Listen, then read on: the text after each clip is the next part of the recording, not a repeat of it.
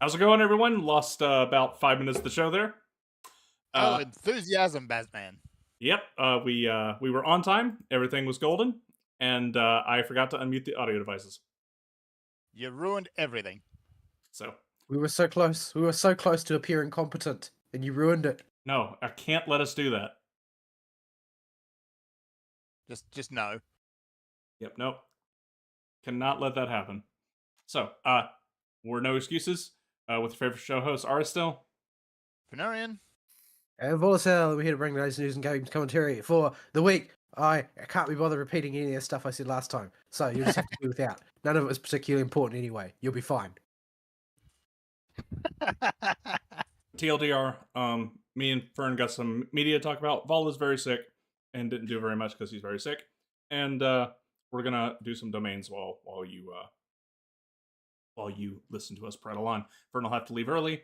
Show will be pretty short. Okay, there, covered everything. Fern, go. Okay, where were we? Persona 3, right, I've been playing that. The remake, it's good. But it is also different. Yeah, I feel like the Persona 5 aesthetic worked for Persona 5 because there's something, in my opinion, the sort of unspoken counter theme in Persona 5 is everybody involved is a freaking toonie. Yeah. And the aesthetic sort of plays into that. Like the aesthetic is like hardcore toonie, even if they never really address it properly, directly. They're definitely toonie. Whereas the sort of like the general mundanity of Persona 3's classic aesthetic makes sense for what it is. Because learning to value those everyday moments was sort of part of the story. Yes, very much so. But yeah, now it's basically got all the visual flair that Persona 5 does, but the characters are all depressed and sad. So at least they play that straight with the protag, who is depressed right from the get go. So he doesn't get a lot of the flash and flare that others do. And I'm going to just jump straight in and talk about one of the new systems they add, which is the Theurgy system. And basically, you build up a gauge, and then you get to execute a big attack for that character. That's basically all that is. For a second, I thought you were going to say you get to execute that character. No, they do that to themselves all the time, though. They kind of do that to themselves, yeah. They're a bit self-destructive. But, yeah, for the most part, the characters are all flipping and flopping and jumping around and doing all these big grand attacks. It makes sense for Junpei because he's, well, an idiot. But even Mitsuru gets in on it, and it's kind of silly. Like, I mean, I do feel like the combat engine for 3 could use some spice, but I'm not sure if that's the right spice. Maybe a little bit too far in the other direction. Yeah, I think that what you're observing there is the symptoms of Persona 3 if made by the Persona 5 team. Yeah. But yeah, the protag at least plays it straight. He uses multiple personas in his multiple Theurgy attacks. They all do different things. I've only unlocked 2 so far, though I expect I should have unlocked more. The first one is Orpheus and Asperus, and he just kind of stands there like a dead fish throughout that while the personas dance around. So this sounds like a replacement for the fusion attack system. Kind of, yeah. I think fusion attack might still be in there somewhere.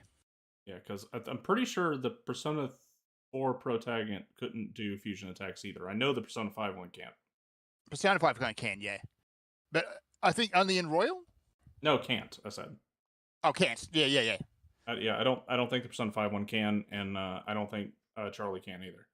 So I'm pretty sure the Persona fusion attack mechanic ended in 3. So this sounds like a replacement for that. Yeah. So yeah, and Dorkun can do them. Yeah. So the only one I've unlocked is the Jack brothers, which get up and do a stand-up comedy routine while the protag just leaves. Man. So that one at least is funny. Actually quite good because it does almighty damage and you get it really early in the game. Almighty damage early in the game is ridiculous. Almighty damage early in any Megami Tensei game is busted. Yeah. It's also got a high Almighty knockdown damage chance. early in an SMT game is a mistake in the game design. It's not supposed to be there. Yeah, you know it. Like, if there's something that just needs to die now, you just crack out the almighty damage. The almighty damage was a in some of the earlier SMT games they found a happy balance with it. That's it's often I know in very... one of the games it shows up too late to be of any use in a lot of context. Yeah, or where the cost is too high for what you get out of it, and you've got a deck of resources which permits you to just select what is more appropriate rather than having to use the catch-all solution. Yeah, it basically acts as the button you press if your Sona doesn't have a good move appropriate for the enemy, if long as you want it to do something, is in the games that do it well. In the games that don't do it well, its damage is balanced about the same as every other high-tier move or bigger. The cost increase is barely notable and can be readily spammed and becomes the go-to solution. Yeah. That's the other bit about the Theurgies is for those that do actual damage, they ignore resistances. Are they specific or character specific? Character specific. Well, both, I suppose. The other party members, it's all specific to them. I haven't unlocked any of the advanced personas yet, so I don't know if they get a different one at that point.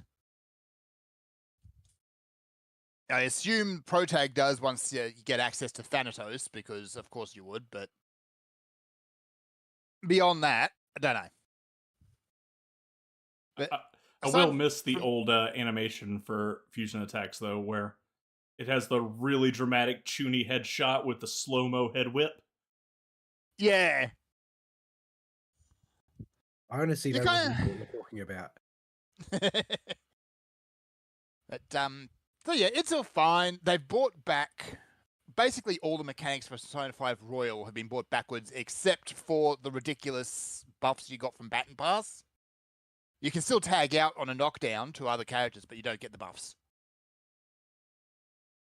But between having the light dark element actually being useful rather than just the 2 instant kills, it makes Ken and Koromaru actually worth having in your party. But yeah, there's being able to switch on the fly and all of that, it does make combat a lot easier, especially since by default, you do give commands to the other characters, which was not the case for Classic Persona 3. Classic Persona 3, you could not give them commands. You could not. You could give them hints. You could point them in a vague direction and hope Mitsuru didn't decide Marin Karen was the best option right then. That was a lie. She always was always the best option. There's no world in which Marin Karen isn't the best option. Yeah. It's great when it works. It rarely works. Yeah, and this is a thing that if a bunch of the people playing this game now are going to be people that have probably just heard about Persona 3 via some guy on YouTube, or they played the later Sona series and then looked up stuff about the old Sona games, they're going to have a very, aside from the changes a remake may make, the simple fact that you can control your party members in the game gives them a totally different experience from those of us that played this on the PS2. Yes. Like, that is a not parallel at all gameplay experience. The emotions you feel when you see that Marin Karen come up, or Yukari whiff an auto attack, you know, these things can't be replicated if you can just have the character not do dumb things. Yeah, that said, Yukari's auto attacks now are pretty powerful. Well, they've adjusted it so she doesn't just whiff constantly, so she's actually quite decent to have because she's your source of piercing damage until you get Aegis. Well, it used to be like 1 in 5 would miss, sort of thing. But yeah, it was awful before. But I guess that there's no way to make it not sound like get off my lawn, though. A little bit. That's why I'm not giving an objective qualifier to it. I'm just saying it's different.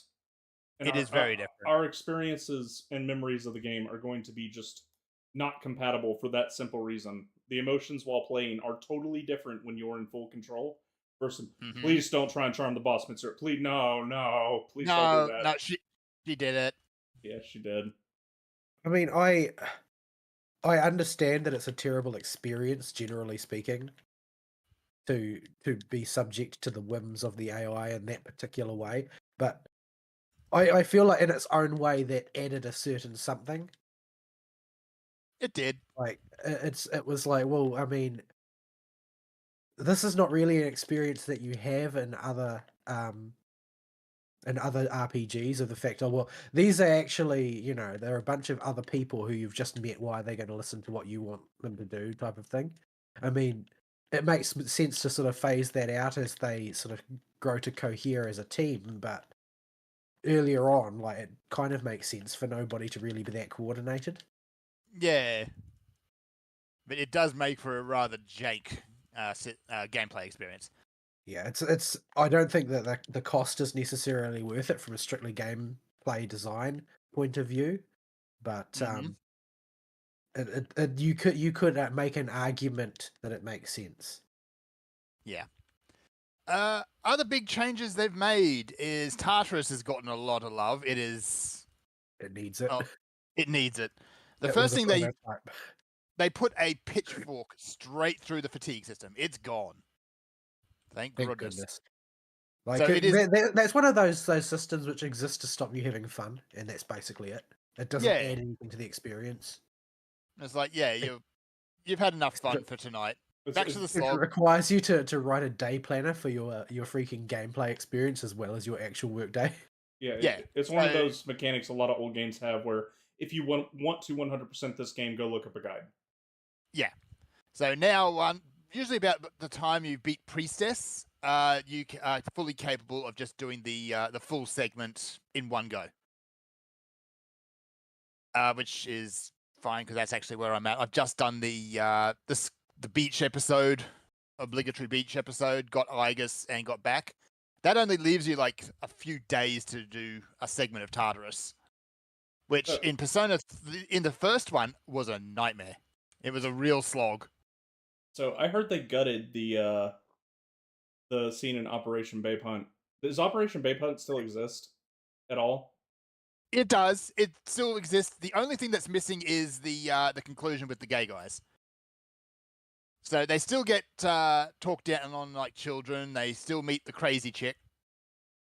Akihiko still walks around in his budgie smugglers.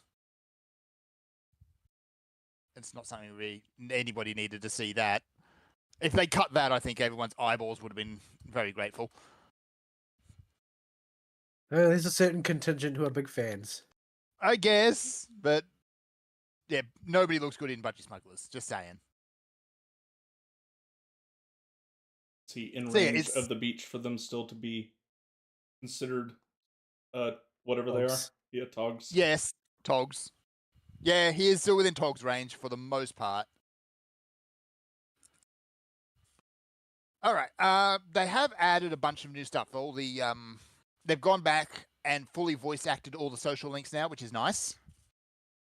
They've added a bunch of new scenes that you can have with your party members at night, which is nice too, because sometimes at night there was just nothing to do. But that's where I think there's been a bit of an issue with the writing, because some of those scenes were clearly written by someone else. Like, he's got like a specific interpretation of the character or something. Yeah. Like, there's a couple of odd ones, like Yukari talking about a movie with a strong female protagonist, and you can hear the voice actor says it with capital. But that's not the biggest one. The worst one, I think, they really do Akihiko dirty in those scenes, because in most of them, he's nothing but a meathead. Well, that's been sort of like an increasing flanderization of his character as time has gone on. Yeah. So when you see, you have one scene with classic Akihiko being, very, very logical, but still kind of a meathead, and then you see modern Akihiko where it's just a meathead. Yeah, it's like I said, it is in essence Persona 3 as made by the Persona 5 team, and by the time Persona 5 came out, Akihiko's character was just the protein fanatic. That was it. Yeah. So it's incredibly jarring when you go from one scene to the other and see that transition in real time. Yeah, they did fine in Persona 3 Portable with the rewrite, and they had to do rewrites because boys and girls are different with the additional scenes and redone social links for female protag. But it was clearly written by people that were very familiar with the game or the same dudes. Yeah. Like that, but yeah, this was my worry going into this game. I think it just too much time has passed, and the original team ain't there anymore, and they're just not going to understand what the heck they were going for when they were writing the story originally. Well, my concern is not that they don't understand. My concern is that they don't care because modern audiences. That said, those scenes are largely optional. There's no social links tied to them except for the romanceable ones, where you get a little bit of social credit for them in. Oh, that's a horrible phrase. You get a little bit of credit towards their social link later on, but it's completely skippable. You don't need to worry about that. So if you really don't want them, you can skip them. Some of them are fun, and admittedly, the vegetables you get for the garden scenes are actually really, really useful. But beyond that, yeah, you can skip them. Yeah, because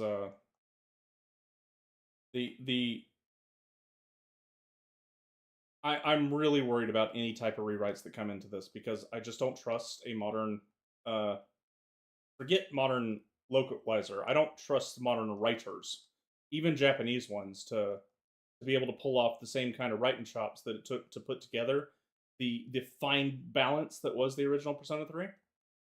Yeah. It's a very specific kind of writing talent you need for it, I think. And yeah, Akihiko definitely got it the worst. Other characters didn't do too bad. Like Junpei is still just an idiot. He's Junpei. He's still Junpei. It's hard to get him wrong because he's just an idiot right from the get-go. But he does kind of evolve a bit and show less idiot sides later on in the story. But when you're hanging out with him, yeah, he's just an idiot. That's fine. So, is Shinji doomed to die? Shinji, probably. I haven't gotten Shinji into the party yet, but his story's coming up. I think he's the full moon after you get Aigis. You get Shinji pretty much straight away, don't you? Oh no! You know what the absolute worst change they can make would be? Keep Shinji alive? No, not that. That would be pretty bad. But no, even worse. If they take Shinji and take quote inspiration unquote from female protag's route with Shinji as a full proper social link. Oh no, they didn't. You mean the route that is basically explicitly romantic? Yeah, the only one that is out and out. If he doesn't get shot, you're going to go out with this guy. Yeah. Then he gets shot. But yeah, they have changed it so the social links that are tied to romances can be completed without doing the romance now. No, which was another big thing. No, you have to get the inevitable. Was there an original? I don't think there was. Where all the girls 4 had one, 5 had one. I don't know if 3 had one. I don't think 3 did. I don't think 3 had a. I don't think so scene. because you couldn't avoid dating any character whose social link got maxed, so there was no infidelity scene. And you never made it to February, so Valentine's Day. Every subsequent one, they needed it because you always had the option: do you want to turn them down gently or not? Whereas, yeah, Joker and Charlie Swaglaw get dragged over the coals. Yeah, Dorkun, he's a door at that point, so yeah.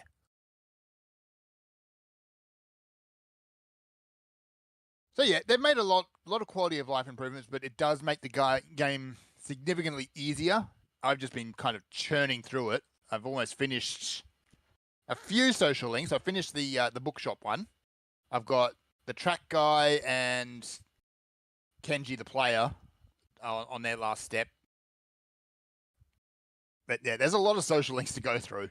It's just about managing your time. But yeah, it's a lot easier. There are higher difficulty modes. There is the mythic mode, which is your challenge mode as well. Okay, time out. Higher difficulty modes can mean one of two things in SMT games. Higher difficulty modes can be weaknesses are not as significant when you exploit them. Harder difficulty can mean bigger numbers on enemies, so that you have to properly stat your personas. Or hard mode can mean the grind is longer. I think hard mode in this is grind is longer. The challenge mode is the stats. Okay, that's awful. Yeah, so I didn't bother with it. Yeah, the hard modes that just say you need to grind more are the worst kind. Yeah. Like, I would probably play the harder difficulty if it was the numbers one, because you're kind of limited in how you can do difficulty options in turn-based RPG. But if it's going to increase the grind, no. Yeah, but that said, I didn't bother with it because it's got the full Persona 5 combat system in it, which means what you need to do 2 all-out attacks rather than 1. Yay. At this point, you're just wasting time. So yeah, it's a good experience. It's a fun experience. I haven't seen the ending, but I don't. Hopefully, they haven't messed with it too much. But it doesn't have any of the Fez content in it.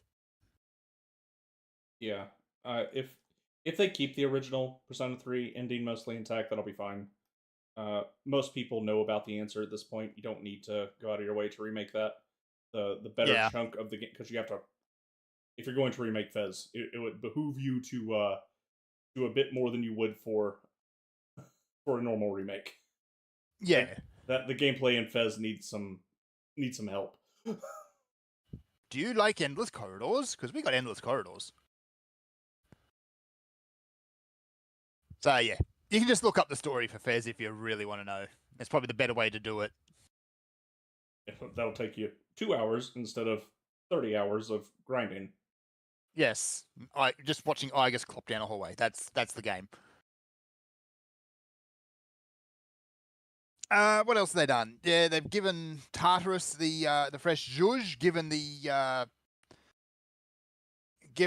exhaustion system the heave ho, and the Reaper is still around. Thankfully, I was worried they would get rid of the Reaper.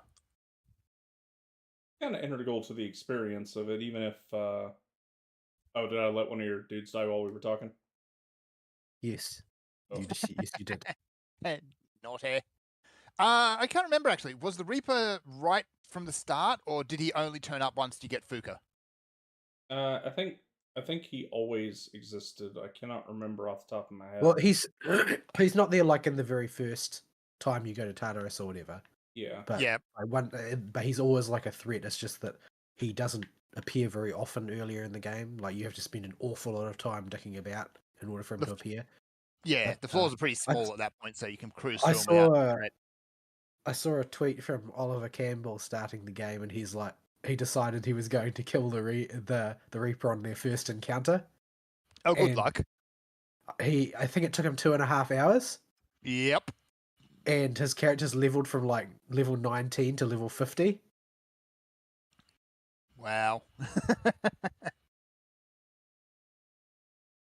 So yeah, there's still a challenge to be had, and like some fights that you can't exploit the knockdown system on are slogs. The Lovers is still the worst fight I have ever done in an RPG. Because she has no exploitable weakness, she is a massive hit point sponge, and she spams charm like it's going out of style. I get that charm resist accessory. Yeah, so it's just a slog, that fight. No matter what you do without completely rewriting how that fight works, it's always going to be a slog. And then it's immediately followed by Junpei getting butthurt, so there's that too. Oh my. Oh, Venti's doing a thing. I'm going to ignore Venti doing a thing, because it's Venti. Well, Venti doing a thing is usually the best part of Mondstadt. There ain't a whole lot of good parts about Mondstadt. Yeah. Venti being dumb is probably the highlight. No, he's not doing a dumb. He's just doing a thing. It's being drunk? Well, we are at the brewery, so... Or the vineyard, I should say. Or Mondstadt and its crippling wine epidemic. So yeah, it is a good experience. I'm not sure it was really worth paying the AAA prices for it, but thankfully I didn't. I just got it on Game Pass. I mean, they're sort of like my attitude towards it has been, well, I mean, I feel like if I get excited about that game, I'm just doing what I'm told because I already played that game and I probably played the better version of it. So, is there any merit in me actually playing it again when I've got so many other things I want to play? Like, that doesn't actually seem like an well-advised use of my time.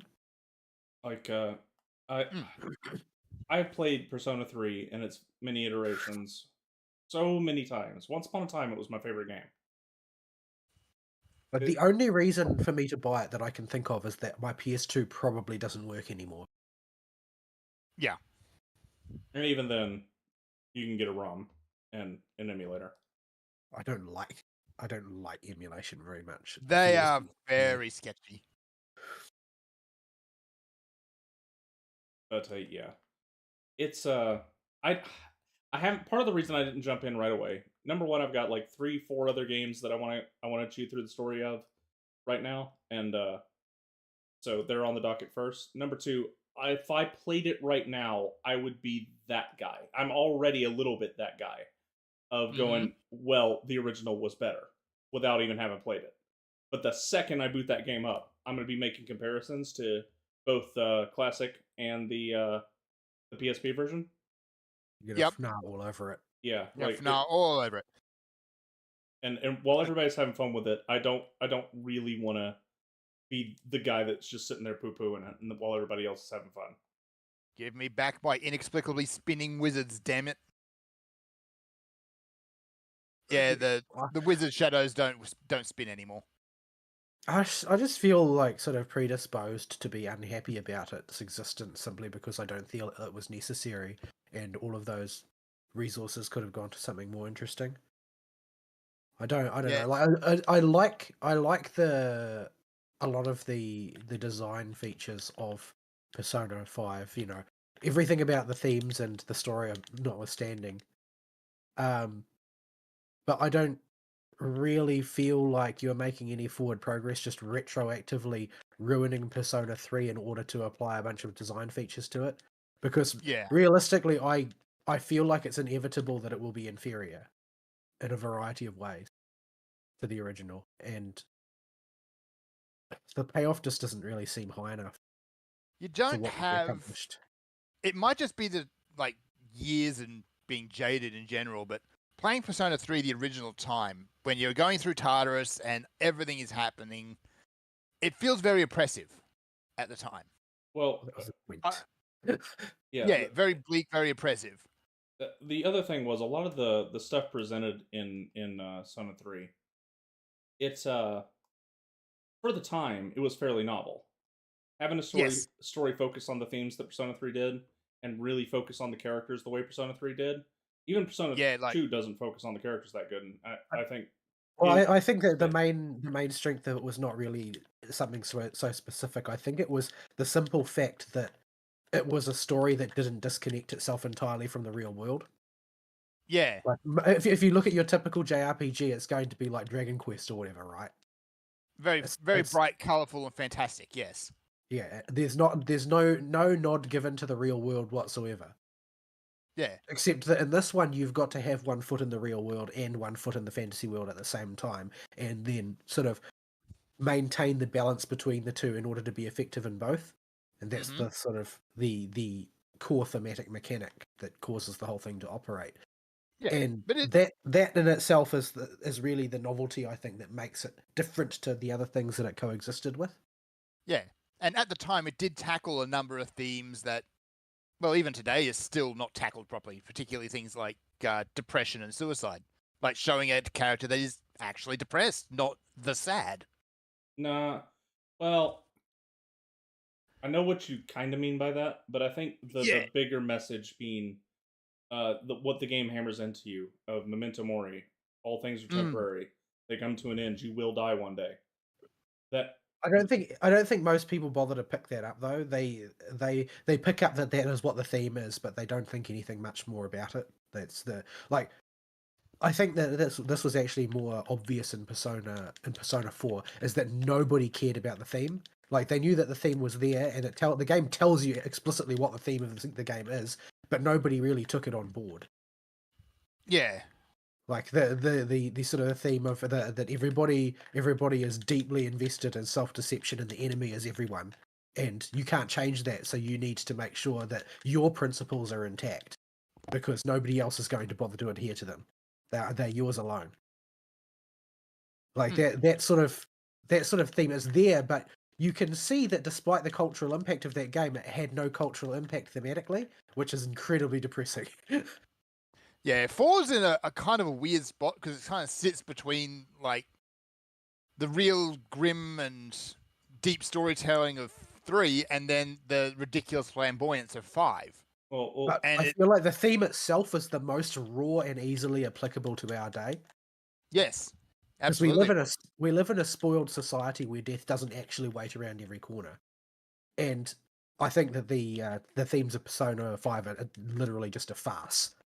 But the theme of, you know, people sacrificing their ideals for novelty, that is definitely where our society is at in the current day and age. All right. So yeah, I'm going to finish 3, partly because I never actually hit the proper end of 3. I know what the ending is, and I know everything in it, but I've never actually hit it myself. Oh, so I'm going to do that. You haven't got to experience Night Queen yet.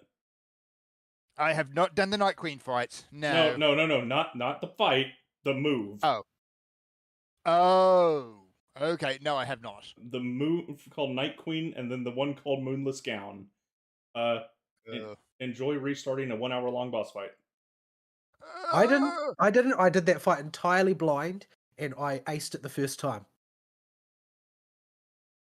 Yeah, okay. It can be done. It can be done.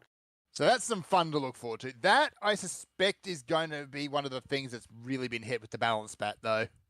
Oh, you can probably blow Nyx up in 3 turns. Probably. But that's a special memory, watching something terrible happen to Yukari that late in the fight, and it's just game over. Mm-hmm. Oh no, our hero's dead. Like, I mean, what's up? Lovers still took 15-20 minutes, so maybe. But anyway, after I've done 3, I might go through 4, because again, I know everything that happens in 4, but I have never actually played it properly.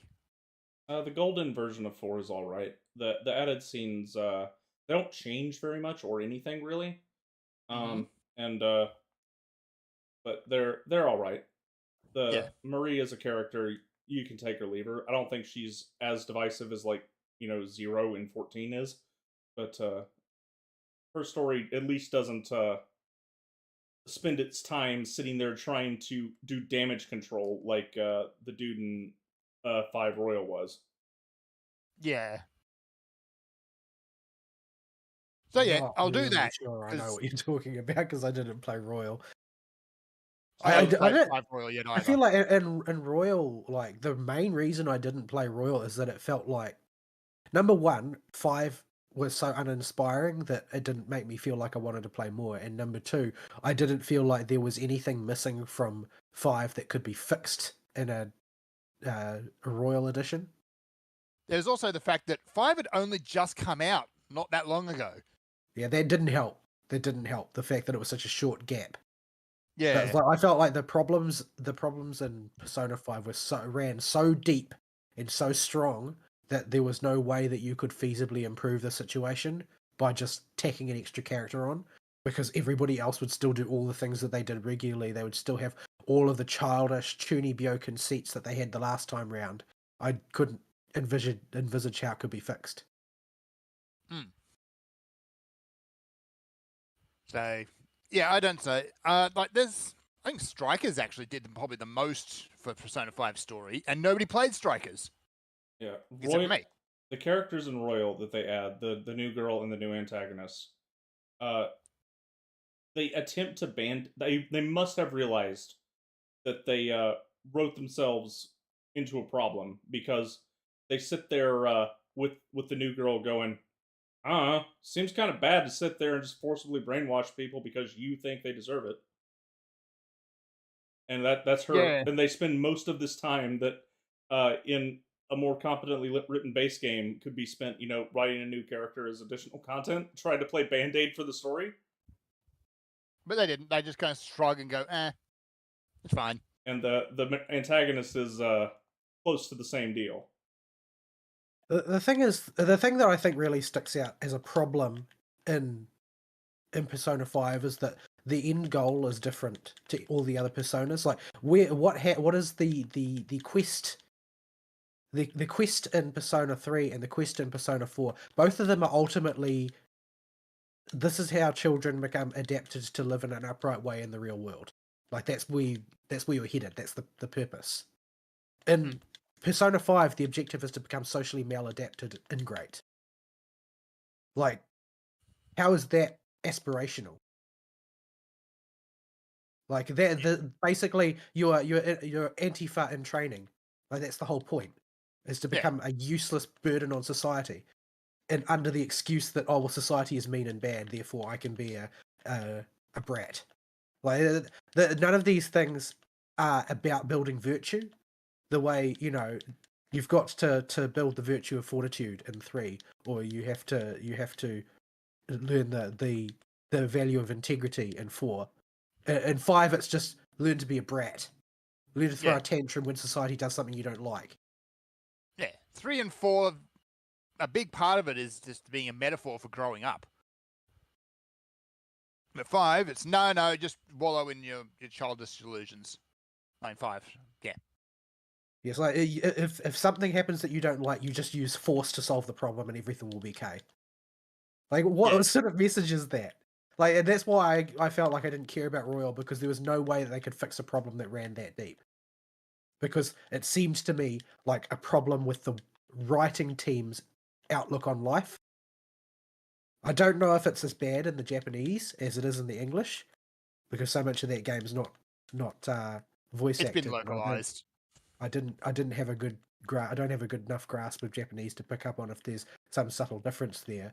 But the reality that I experienced was that the game was embarrassingly childish. Well, and a lot of Persona 5, I think, they knew they needed to make another Sona, and that game went through not quite development hell, but a whole lot of shoes, trying to find its feet and decide how it wanted to eventually present its story, and the story kept changing throughout development. This is fairly well known. Yeah. Well, when what comes out the other side, it makes you look childish when held up against like Ni no Kuni. Like, there's a problem there. There's a problem with your design. Yeah, your narrative design is bad at that point because you look immature. Yeah. Well, what the point I'm bringing up more with that is, I think this is a case of they just had to go with something really simple and stupid because that's all they had left after being told, no, you just got to get a product out. I mean, that might have been what they were told, or they might have repeatedly been told to revise it for modern audiences. Because that's also a thing that happens now, remember? Yeah, like, when you start Persona 5, and you kind of... I might be the only one who got it, but there's a little bit of a theme about accepting what you cannot change. But that disappears real quick. Yeah, well, it's about throwing a tantrum about the things you can't change. Yeah. So had they kept going down that route, I think they would have ended up with a much better story, much better game. I mean, overall, the impression you get is that the themes of Persona 5 are not meant to challenge you; they're meant to stroke your ego. Yeah. I will use Persona 5 a little bit in an analogy with a piece of media I consumed this week when we get to that. All right. So I think I banged on the Persona drum for long enough. So I'm going to keep going. I am still enjoying it. It is a significantly easier and, I suppose, a less cumbersome experience than the original, but that's not hard. But, yeah, as long as I haven't changed the ending, I will walk away happy. Yeah, I will inevitably play it at some point. Right now, there are other games I want to get to, and I'm going to be... If I play it right now, I'm going to be that guy. And I don't want to be... Yeah. I'm already a little bit that guy. I'm going to be really that guy. when you don't want to be that guy. Not right I now. could be that guy about things I haven't even played. Yeah, so I'm gonna let it sit and get out of people's minds a little bit first before I found a mustache I haven't got. I can't imagine that I will play it unless both of you come out the far end of it with a recommendation, a unanimous recommendation that it's worth the time. Then I might do it. If you disagree on it, or if you're both negative about it after the experience is complete, then I definitely won't. I'll say it's a lot of time investment. It is a lot of time investment. It is still a long game. I'll say at this point, if you've played the original and you know the story, you can play it for the member berries, but that's about it. Well, I'm playing. If you haven't played the story, it'll get you the story, but I'd say it's not the best presentation of that story. What's the comparison version of member berries? Like, this thing is kind of like the thing that I played and loved as a kid, but it's different enough, and I mostly would play it because I'm curious about what's different. That was the argument for new Star Wars. That was. Look, we all know how that turned out. How has Kathleen Kennedy not been fired? Seriously. She's got a vagina. Wasn't she fired though? No. I thought they did get rid of her. They removed her from that project. It wasn't Kathleen Kennedy. It was Kathleen Kennedy's activist mate who got put in charge of the Rey movie. Who opened her mouth once and pissed everybody off. Well, I mean, feminists generally consider that mission accomplished, don't they? Yeah. That was basically, she got up on stage and said, I'm going to try and make every man uncomfortable. And yeah. No, that was the replacement, wasn't it? Wasn't that the person they put in charge after Kathleen Kennedy? No, Kathleen Kennedy's still there. No, she's still in the organization, but I think they took Kathleen Kennedy off of Star Wars because of the amount of damage she did to the franchise. She's still part of Disney and part of Lucasfilm, but she's not involved with the movie projects anymore. I'll have to look it up because from what I can tell, it's like the tale of two Bobs with at Disney General, where you have Bob Iger left in giant air quotes, but he didn't. And then he came back because Bob Chapek actually said no to him once. The thing is that Bob Iger is sort of like the Disney version of Bobby. He very much is. Like, although he's good at ruthlessly squeezing dosh out of a thing. The problem is that he doesn't have any perspective on at what point the dosh will stop coming out. Yeah, the dosh has stopped coming out. So actually, as we speak, the Disney board in its entirety is up for election. So fun is about to be had, I think. It depends on how much dosh is being thrown around. Oh, they're throwing significant amounts of dosh at it, and they're not above exploiting old loved characters for it too.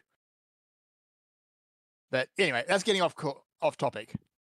Yep. Let's just say that Disney is on fire, and I am here for it. So, since you got to run early this week, what other media you got? That's basically it. It's basically been all Persona all the time, and yeah, it's still a little bit of Power World, but that's just a thing I'm doing in the background now. I see. I'm still having a lot of fun with that. I watched Fauna play Power World, and it basically involved her attempting the same boss like 12 times because every time she started the fight, it would just bug out. Yeah, especially if you're playing on a server, there's a bit of, a lot of jank. It seems like we're at some art tier jank for this game. Which is appropriate. The thing is this game was never meant to be as big as it is. It was meant to be just a dumb thing that they made, put out on the market because it was just that thing they wanted to make. And they're now one of the best-selling games on Steam, and they have all this money and all these people in their game to be improved. Yeah, that usually ends badly. It usually does. When something takes off way bigger than the creator ever expected, and suddenly there's all this money lands in their lap and people expect them to work a miracle with it, it usually ends up in disappointment. See Minecraft. Though, I can't really feel too sorry for Notch. He kind of sold it and went and retired on his own private island, so Wouldn't you? Yeah. Absolutely, I would. Especially if you're up against the Minecraft community. And I imagine the Palworld community is very similar. The Palworld community is largely united at the moment in memes because they've got a common enemy, which is the Pokemon community. Yeah. But once the Pokemon community gets bored and leaves, then yeah, I expect the Palworld community will start to eat itself, as such communities do. It is It'll be critical like, mass. This pal is transphobic. Yeah, we have hit critical mass with that game, I think. Yeah. Thankfully, all of those types of people seem to be on the Pokemon side. At least for now. Though there are degenerates, of course, because, internet. Where am I supposed to be going? I don't know. I'm cutting pine trees because I always seem to run out of pine wood. Yeah, I'm running around chopping his trees too. I'm supposed to be finding an Abyss Mage, but it's disappeared somewhere, and I don't know where it's gone. The good thing about this hill is that if you really need pine wood, there are enough pine trees that if you chunk all of them in a circle, the ones at the start will have regenerated wood by the time you get back round to them, so you can just chop wood forever. Convenient. All right, Ari, what do you do? Oh, does Vol have a do? Vol, do you have anything of note? Okay, let me think. It was a rough week for me, and I'm going to be dreaming about MYP plates, which is mannitol yolk polymixin. It's a particular plate used to grow Bacillus cereus. Because I counted nearly 3,000 of them this week. And I feel like dying as a result. And I already felt like dying because of the coof, so it was not an improvement. Yeah, so I've been recovering from my coof this week. The coof-like parts of the coof disease have mostly gone and been replaced by just the head cold part, like parts of the coof disease, as opposed to the flu ones. So I'm no longer fatigued and too tired to move. I'm no longer feverish and feel like I'm going to fall over. But I do have my own body weight and mucus somehow shoved inside my sinuses and cannot quite seem to dislodge it. How is it you keep getting the coof, by the way? I'm constantly exposed to the general public and to people who consider a shower as that thing that happens to other people. Well, the thing is, I have a lot of subordinates, and a lot of my subordinates have small children, and small children go to daycare, and daycare is basically disease factory. Yes, it is. So their kids get their diseases from daycare and bring them home and give them to their parents, who bring them to me. This particular strain, however, does not originate from that. This particular strain comes from one of my subordinates who got married last month and went on honeymoon, and then picked this up probably in the airport on the way back. Airports. Also disease factories. Yeah. Also misery factories. I mean, you encounter the general public, but they sort of generally keep a safe distance. And you aren't in contact with any one individual for all day. No, that's true. And I suppose alcohol is a form of disinfectant. Yes, and there's no shortage of that in your parts. But no. Yeah, so I basically am in contact with the most diseased parts of the country on the regular by proxy through my number of subordinates. So yeah.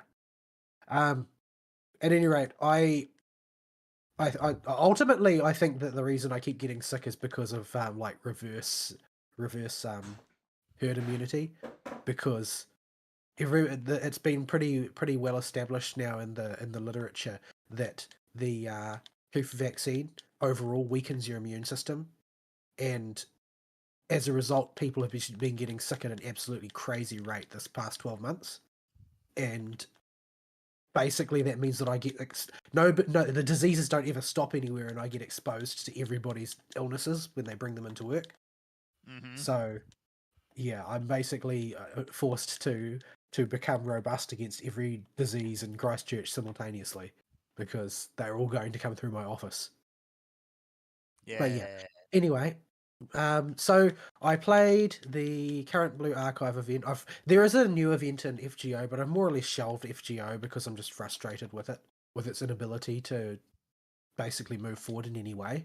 And it seems like that's more or less the timber of the attitude generally in the community, is that people are just tired of them acting like they don't have any need to innovate. Mm-hmm. So I put that one aside and I played the Blue Archive event. So the Blue Archive event is basically Hanako wants to go on a trip to like a swimsuit holiday with Sensei because she missed out on the one that Hifumi and Azusa went on with the Justice Task Force, and so she comes up with an unspeakably convoluted excuse to do so. But the ultimate and the overall the story is low key and silly, but it's more or less what you expect from a summer story from Blue Archive. The most characteristic thing about the story is this is basically just wind up Koharu the event, because everything is very focused on teasing Koharu a lot of the time. Anytime they're not teasing Koharu, they're teasing Ui. So, and of course, teasing is Hanako's favorite thing to do in the world. But yeah, it's basically how red can they make Koharu's face, and how outraged can she get? Is the game everybody appears to be playing. And Hanako is very good at this game. She is, in fact, the Olympic gold medalist. Can we make her angry enough that her brain just squirts out of her ears? Almost. They somehow they managed to make, despite the fact that she's constantly scolding people, somehow they managed to make Koharu very endearing, and I'm not really sure how. Like, I guess it's because she's fundamentally so sort of like innocent, or at least she wants to be innocent. Like at some point, it's almost certain that Koharu is accusing things of being lewd as a form of insurance, just in case they are, rather than because she actually knows that they are. Because with Hanako around, there's a pretty good bet, to be fair, that anything that has been said is lewd. But and yeah, so there's not. Yeah, I think somebody data mined Summer Hanako's model, and she is not wearing a bottom. So that's oh my! Like, I mean, it's Barbie anatomy, but she's not wearing a bottom to that swimsuit. But yeah. So there's not really much to write home about on that event, other than it's got a very interesting little mini game, and it's aggressively RNG mini game in a lot of ways. It's basically a little dice based thing, and you've basically got to roll for successes on various events and move around a hex grid and that sort of thing. It's an odd little mini game, but it's sort of like fundamentally it functions similar to things like the race around the track mini game that they have in a lot of the events. But it's the fact that they keep putting periodically new spins on the little side game mechanic that keeps me interested in these events, which is something that FGO just doesn't bother with. They have like a couple of formulae that they always go to, and they're none too interesting. Yeah. But Blue Archive tries to change it up now and again. And so, like the last rerun event had as the mini game was the hovercraft Wakamo fight with all of the protect the resort mechanics and that sort of thing, which is incredibly frustrating because it's not something that you've got teams equipped for, because you don't have to protect anything in any of the other fights in the game, so you're always ill-equipped. But yeah, it's nice for there to be a little bit of a variation in what you're attempting to do. And yeah, the story is relatively light and low impact, which is good considering how dark the story in Blue Archive can get at times. Given the amount of Yume posting that seems to be going around the community at the moment, I presume that the Korean server is currently getting Hoshino backstory. So that is in all likelihood going to be quite depressing. Yeah. Also quite significant and big big things we've been waiting for as far as story developments go. Unfortunately, it is still the Blue Archive community. So you get Yume posting, which begins with memes like they're memes that begin with a line like, "Normally I draw the line at necrophilia." Well, that's ominous. That's fairly common for the Blue Archive community. Yeah, that is just their first approach to everything. But there's a certain amount of it. A certain amount of it is typical, like, anime fan degeneracy, but a certain amount of it is actually deliberately invoked because it seems that Blue Archive's community as a whole is playing the Blackbeard Gambit from FGO, where they're actively trying to gross out people in other communities so that they can gatekeep. Because the usual suspects who invade communities and try and twist them would not want a bar of the community that is the fans of Blue Archive because of the image that they project. So what you're saying is the Warhammer community should start Slaanesh posting. I don't know, because Slaanesh posting specifically seems to be exactly in line with the point with the progressive invaders, like because it's all about selfish sensual excess and transgenderism. Like, that's what Slaanesh is in a nutshell. Yes. So basically the problem with that is that progressives are basically Slaanesh worshippers in the flesh. So trying to scare them off by doing more Slaanesh posting probably won't work. Yeah. Yeah. Not unless you can find the line.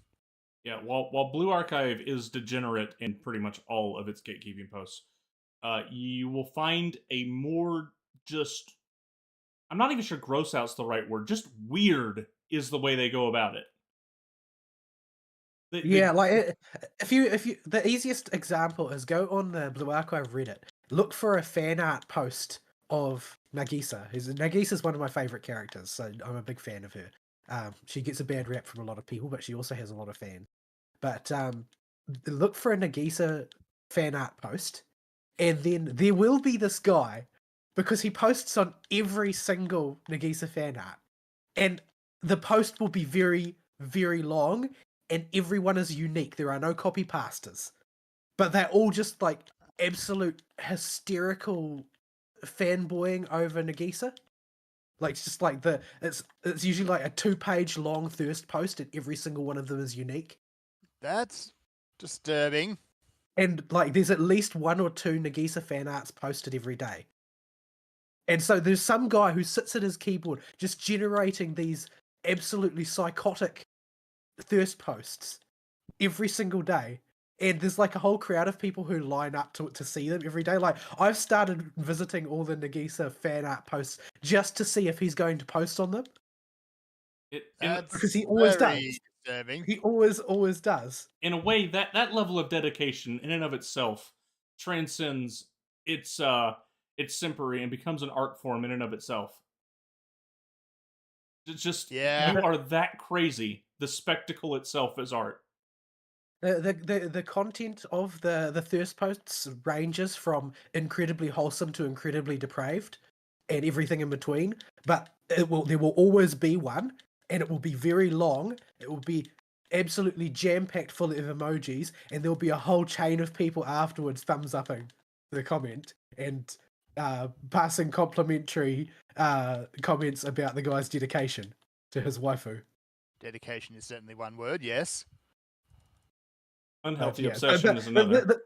This sort of like incredibly unhinged behavior from the fandom seems to have very handily kept out the unpleasant types of, like, the people who want to turn the fandom into their own private kingdom that you find basically everywhere else. So yeah, they are definitely a depraved fandom on average, but I do not think that they're actually more significantly depraved than most. They just happen to play up their depraved facets as much as possible because it provides a defense mechanism against people who don't want to just enjoy the characters for who they are.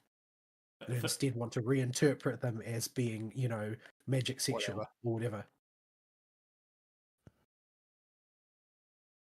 So, speaking of twisted fandoms, the fandom of Honkai Star Rail is incredibly paused.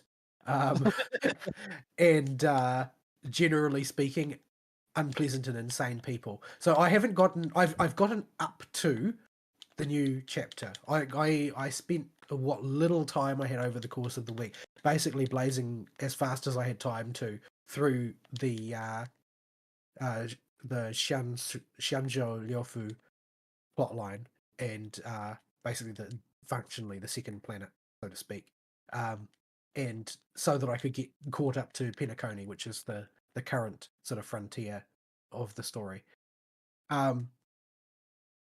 That plot line is, it's just sort of like a JRPG plot line that you can enjoy normally. Like there's not a lot of very culturally accessible themes in it.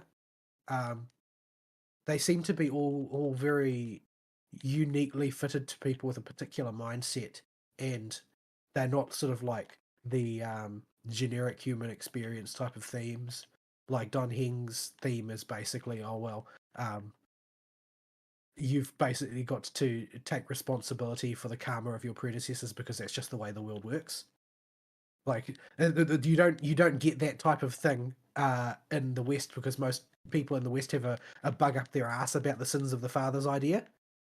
About nobody should be held responsible for anything that happened before. But culturally, the reverse is true in Honkai Star Rail, where everybody thinks it's totally normal. It's like, oh yeah, this is actually what you're supposed to do, even if it's not fair, even if you don't like it. The karmic debt has to be paid regardless, and they will acknowledge it's not fair. You won't like it, but the karmic debt has to be paid. Something has to be done to resolve these things, and because you are closest to the problem, you are going to be involved in the resolution. Deal with it. Like it's a sort of an odd kind of fatalism that you don't really find in most Western media. And I think it probably largely springs out of the fact that the game is produced in and for a Chinese cultural milieu and not a Western one. Yeah. So yeah, the themes are quite alien in their own way compared to what you might normally expect from a JRPG type game.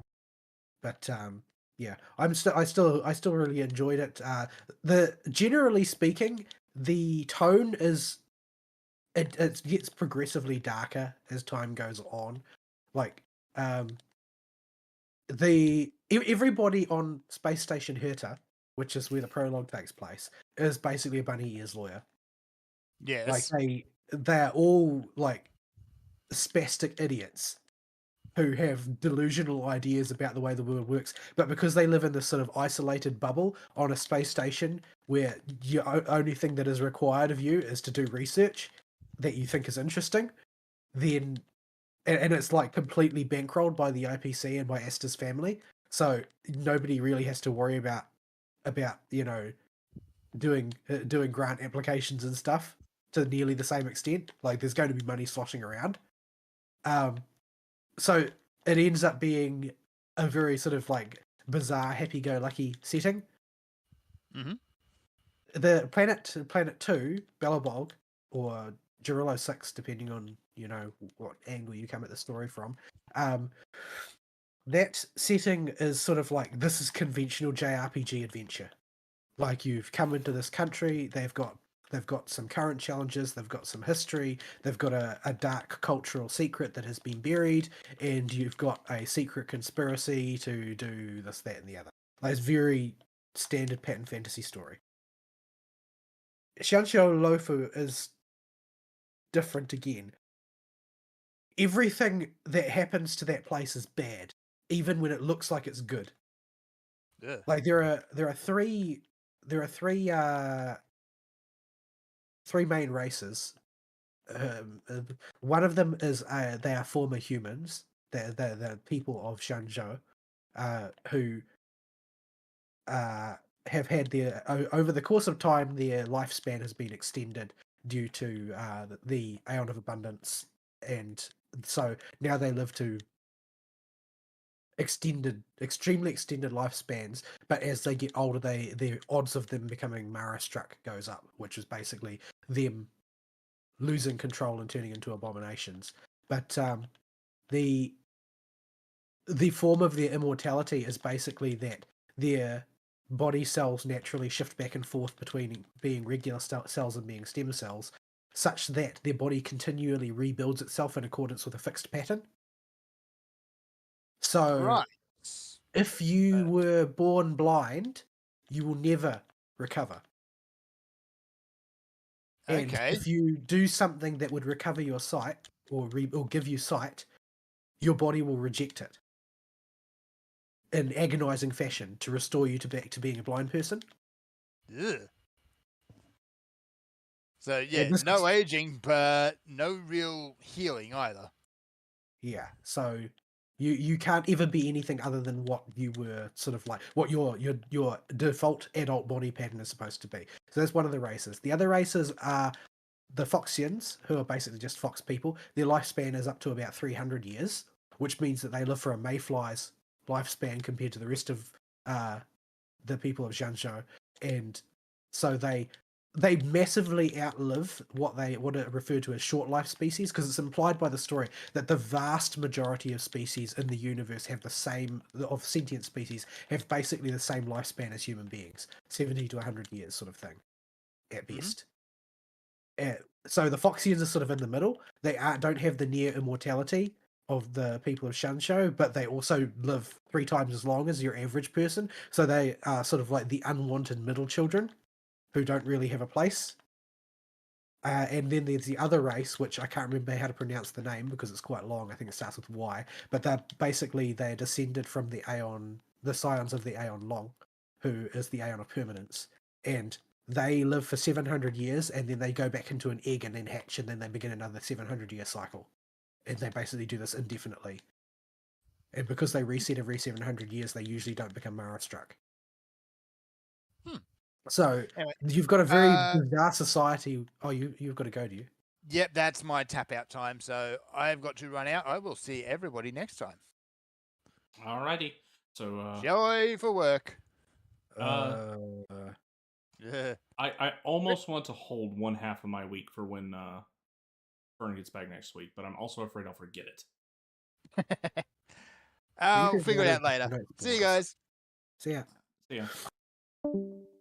Yeah, so you've got this very, very bizarre society that exists on Xianzhou Luofu, where everything is like everybody's got like a very distorted idea about the way the world is supposed to work because they just live so much longer than regular people. But as a result, the society is very unstable and stable at the same time. Like so stable that it's basically rotting out from under people, but unstable because people become so unhappy with their lot as they get older and older. And so, you've got lots of weird factions and politicking taking place and so on. And there seems to be like large segments of the story that I've as yet not explored about how they actually regulate people who are getting toward the end of their life and are about to turn into an abomination. And generally speaking, it seems like a surprisingly sucky society to live in, despite the fact that you live for ages and ages and ages, and that they basically don't really want for much of anything. They're incredibly wealthy trading civilization, but everything just seems to end up being shitty no matter what they do. And it's just the sort of like the inherent instability of the fact that people are still people, even if they've got a really long lifespan. And there's just a lot of really dark plot lines embedded in there about things that actually just kind of shitty deal with it, rather than the very much on average more optimistic plot lines that you tend to find in Genshin, where there's a happy ending at the end. Most of these don't really have a happy ending. Like the happiest ending that I've really come across in Xianzhou Luofu is one where there's a plot line where you perform temporary duty as a traffic warden, and you end up getting drawn into this sort of thing where, there's this woman who runs basically a show production company, and she's got this housekeeper, and she's trying to think of a good excuse to fire the housekeeper because the housekeeper is basically mentally challenged and keeps making mistakes constantly. But over the course of the plot line, you find out that even if she's a shitty boss and her housekeeper is a shitty housekeeper, they they value the relationship that they didn't really realize it, but they value the relationship that they've built up over the last 3 centuries or whatever enough that they'll just be content that they're bad at each other's roles and will stay together and continue their employment relationship. Like, that's about the closest to a happy ending that you get. Because mostly bad things happen to people on Xianzhou Luofu. And yeah, so the story gets a bit darker. It's not really, there's not really any like profound depth to most of the stories. Most of the stories are just stories. Like, it's a story for a chapter. Things happen, you get drawn in, you participate, you help them resolve it, and then you move on. And that's sort of the role of the Trailblaze in the galaxy, is to carry on this cycle, to encounter a bunch of people and make friends there, help them resolve their conflicts, and then move on. That's just what the Trailblaze does. And so that story sort of plays out. They've got some nice big dramatic boss fights and so on, and there is clearly a sort of a myth arc building between them, particularly with the involvement of the Stellaron hunters, who are under the sort of the direction of Elio, Destiny's slave, who is incredibly fatalistic, and everything that the Stellaron hunters predict seems to come true, more or less. Although you do have the option to subvert this. And I probably won't, because it doesn't really seem in character for the way I've been playing the character. But you can just rebel outright against the things that they do, to the extent that you end up off the grid of what they expect to happen. Although whether or not this actually affects the story at large is unclear, and it's doubtful that it does in the end, because it'll probably just resolve into a different world line. But yeah, so there's an arc that's building up between them slowly as the Stellaron hunters are sort of moving around in the background. Like, it's revealed quite early on in Xianzhou Luofu that the whole reason the Stellaron hunters are there to begin with is to make sure that you get involved as well and help them resolve the issue, because they want Xianzhou to owe the Astral Express a favor, basically. And that's the only thing the Stellaron hunters are interested in, is altering the world very slightly in that particular respect. But generally speaking, my impression of the world of Honkai Star Rail is that it basically is like, it's very similar to the world of 40k in the idyllic period that precedes everything from going to pot. Except that they've got, like, a dozen Chaos Gods instead of 4. But I think it's said outright in the game that, well, you can have Aeons that have overlapping concepts, but if the concepts overlap, they will inevitably collide, and then whichever Aeon has the broader concept will absorb the lesser one and become the dominant Aeon for that path as well, which is basically the same as Chaos Gods. Yeah, I haven't played enough to have a good grasp of the Aeons or anything. I played a teeny little bit more and got on the train, talked to Pom Pom, got my first few adventure rank awards, and wound up on the Snowy Planet to the first node where I could dump resin. Yeah, you get sort of... I dumped a lot of resin in that node at the start, because it's there, it's handy, and it's really easy to farm if you need to dump resin for the day. Mm-hmm. And you will need that EXP. You will need it. But all my characters level 20. The fact that node exists is a godsend, because you can just mine it for EXP anytime you don't have much real world time, but have a bunch of reason to spend. Yeah, it seems like I've got a podcast going that's getting kind of near the end, and I just kind of want to do something with my hands while it finishes. Kind of node. Virilo 6 is sort of like, it doesn't give you much information on the Aeons, because the Aeon that is worshipped there is the Protector, the Preserver. Is that the big rocky one? Because I met that one. Yeah, the Amber Lord. The Amber Lord. Yeah, he popped up in the simulated universe. Is that he just basically doesn't care about anything other than building walls. I'm like this guy. Like, he very rarely pays any attention to his human worshippers. He's not entirely uncaring. Like, occasionally he will bless one, but he very rarely pays much attention. His only interest is building a wall. Nobody knows exactly what he's trying to build a wall against. It may be Mexicans. I was about to say, he better be making the space Mexicans pay for it. But whoever he is building the wall for, he is very hell-bent on keeping away. and nobody knows exactly what that is, I don't think. I think I found my Archon. But because he doesn't involve himself much in human affairs, he doesn't have a huge amount of involvement in Drill 06. But on Shanshu Lofu, the entire thing is about like a many millennia old conflict between Yaoshi the Abundance and Lan the Hunter. But they are both like Chaos Gods. They act exactly like Chaos Gods. So Yaoshi the Abundance provides people with healing and growth, but it's completely unchecked healing and growth, which is why that ultimately people become immortal.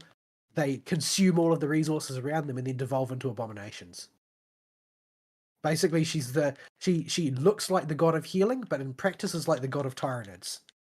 Yeah, she gives everything will eventually be consumed.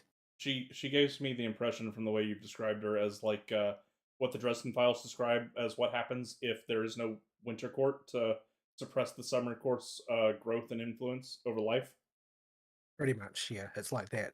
Lan the Hunter, on the other hand, he will give huge blessings to those who follow his path in terms of them being hunters and pursuers, but he is only interested in stalking his prey.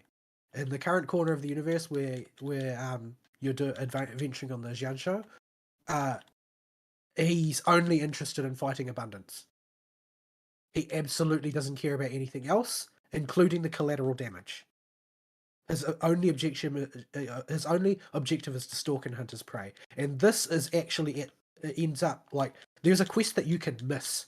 They warn you you're about to miss it when you're about to miss it, so you can stop what you're doing and go and do it. But you actually find out that ultimately, Lan is at the root of the conflict on the Xianzhou in its own way.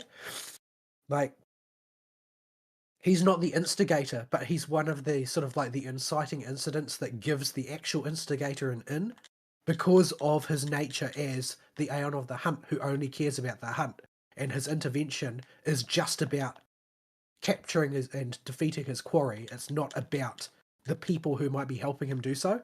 He doesn't care about those. Keep climbing the tree. Stop climbing the tree. I'm just sitting at this little pavilion while you run around in circles. I need the wood, man. I need the pine wood. I keep running out of pine wood. But yeah, so basically, they do act like Chaos Gods. They've got like one primal drive, and it's the only thing they really know. So some of them are harmless, like Ix, the Aeon of Nihility, is more or less harmless because Ix believes everything is pointless, so he just sits in a corner of the universe and does nothing ever. Then you got the Jester Mask guy, who I didn't get a good read of. Aha only does things that are interesting. He will bless anybody who he thinks will give him entertainment. So occasionally, like, there'll be somebody will decide that they're going to embark on something like outrageously improbable and almost certainly doomed for failure, and Aha will give them a blessing, and that blessing, it might make them succeed, or it might make them fail in an even more spectacular and destructive fashion, but either is entertaining. Aha doesn't care on the outcome. He's only interested in the entertainment value. Like, he exists to make the world a more entertaining place. His definition of entertaining, on the other hand, is not limited to what any particular group of people might find entertaining. It's sort of like a more abstract, go large or go home sort of attitude. Yeah, you good old just chaotic clown type. Well, not. He does have a methodology, so chaotic's probably wrong. He has an approach, but he is not bothered by the fact that chaos might eventuate as a result. Yeah. Provided that the chaos is entertaining. If like pure chaos is not entertaining because nothing comes out of it, but chaos might be a side effect of something that he does or helps other people do. But pure chaos in and of itself doesn't accomplish anything, so it's not going to entertain him. Yeah. So yeah, what's the other one I met? It was a blue one. Fuli probably. That sounds like maybe. He's only interested in memories. Like, he basically just wants to archive everything ever experienced, and that's pretty much all he cares about. The thing is, he doesn't really care how he gets those. So, like, sometimes memories can just be copied. people who try and protect themselves from memory copying, well, then he'll just take the memories by force if he has to, because he needs those memories. He needs to have everything archived. Yeah, the Aha's the only one I really remember from the simulated universe, because I was sitting there rereading the stupid paragraph where he showed up a few times, because he does weird POV shenanigans when he shows up. Yeah, well, the weird POV shenanigans are pretty much par for the course in simulated universe, because they have inserted you as Akavili, the Trailblazer, who isn't actually who you are, but the other Aeons will experience you as such, except for Aha, who is notorious for every time they run the simulated universe software, Aha immediately works out that he's a simulation of Aha rather than the real Aha, though he doesn't really seem to care too much about this. Yeah, he just kind of just rolled with it. But yeah, so there's sort of some interesting cosmology there. So I've started the new world, Penacony, but when I say I started it, I really mean I just started it. I just arrived on Penacony, and they seem to be doing a lot of weird dream perspective shite. So far, I'm basically having a great deal of difficulty determining what things are actually happening and what things are happening in dreams. It's very confusing. But they introduce a bunch of characters and stuff that are going to be encountered sort of like in weird abstract ways early on, where like everybody basically, it seems like there's like a background radiation they refer to as memoria in this particular sector of the galaxy, and it basically seems to result that when people go to sleep, there's a reasonable chance that their dreams will bleed over into other people's, so people can meet without realizing they've met, and they'll forget when they wake up, but they will sort of vaguely feel like they've met somebody before when they encounter them in the real world. But it seems like a lot of the Penacony story doesn't actually take place in the real world. I haven't really had a chance to dig my claws into it to find out what's going on. But yeah, sort of it's a sold to the crew of the Astral Express as a summer vacation. Basically, they're going to go to like this incredibly ritzy resort planet because they've been personally invited by the family, in caps, with capitalization, which makes them sound like the mafia. Maybe they are like the mafia, I'm not really sure. There seems to be sort of like a pseudo Art Deco type of aesthetic playing out through Penacony in certain respects. So you do get a bit of a Roaring Twenties impression of the place at times. So maybe the family really is the mafia. I don't know, but it's not really clear whether they really invited you or not. Who is really involved? There's an implication that there is either somebody who is a trailblazer or a descendant of a trailblazer is calling for help from Penacony, although nobody's really sure if that's really the case. And there's also there's a trailer that suggests that the Annihilation Gang are attempting to pull some kind of scam on Penacony as well. So Penacony is basically Australia in the sense that it's a prison colony, which over the course of time stopped being a prison colony. It's probably called Penacony as a shortened form of penal colony. But it's an interesting place, and I'm interested to see what they will do with the dream conceit. So far, most of the people that I've met there are either being purposefully mysterious or are just a huge cock. Like the guy you meet from IPC, like, I hope he gets his comeuppance. I have a funny feeling he will. He seems like the type of sort of vaguely antagonistic character who is probably going to meet a sticky end because he doesn't seem like a big enough fish in the pond to be successful. There's some, like, if you talk to some of the random NPCs standing around, it sounds like Sampo is back again. Have you met him yet? Describe him to me. Well, Sampo is like a blue-haired, cheap confidence trickster type who is like, I don't think 20 meters. He's 20 meters down the road from the Golden Calyx where you farm XP. Oh, I literally stopped at that node. Okay, because he's buried in a snowdrift 20 meters down the road type of thing. Yeah, I literally I have not killed the little bat thing that is just past that node. But yeah, you arrive on Penacony, and if you talk to some of the bystanders, there was one guy who I can't remember who it was, but somebody who references the idea of like a blue-haired confidence trickster has been selling fake dream aids, and that sounds like Sampo has almost certainly arrived on the scene. Sampo is one of the characters who tends to spook, and people get rustled at him because he tends to rustle you a little bit in the story, and when he appears in the gacha, that just makes you rustled all the more. So yeah, it's sort of implied that apart from the Trailblazers, most people don't. The vast majority of society doesn't move between planets very much, although there is interstellar travel. So yeah, the fact that Sampo always seems to wind up wherever you are lends credence to the idea that you are being specifically watched by him for somebody. But yeah, yeah. So I'm enjoying it so far. Like you should not really look for sort of like deep and challenging themes in Star Rail. I don't get that impression. But it's real. It's just sort of like an enjoyable light JRPG story. Like I've said before, it feels like playing a Trails game most of the time. And you've got this. Basically, it feels it's not really like playing a JRPG because the overall myth arc part of it is relatively subtle. It's like it's brought up now and again consistently, but not. It never quite stands on center stage. It's sort of like they haven't had the Dansleif chapter yet, from what I can see. Where they had to remember they're supposed to have one in Genshin.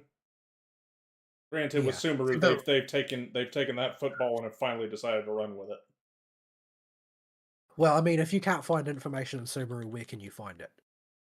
But yeah. So the myth arc is always there in the background, but it's not in center stage, and so it's sort of like you are not doing one JRPG, you are doing several mini JRPGs, one after the other, with the same sort of group of people helping you out. And then you arrive on a planet, you'll meet a bunch of locals, and you'll involve yourself with them, and they'll help you out for a bit. And then when the crisis is resolved, you say your fond farewells, and then you move on to the next place. That's more or less how it works. That said, there is an absolute shite ton of side content, and my quest log, because I've been trying to push through to catch up to Penacony, where the current content is, my quest log has ballooned to embarrassing proportions. There's like a month's worth of side quests to do in there. Yeah.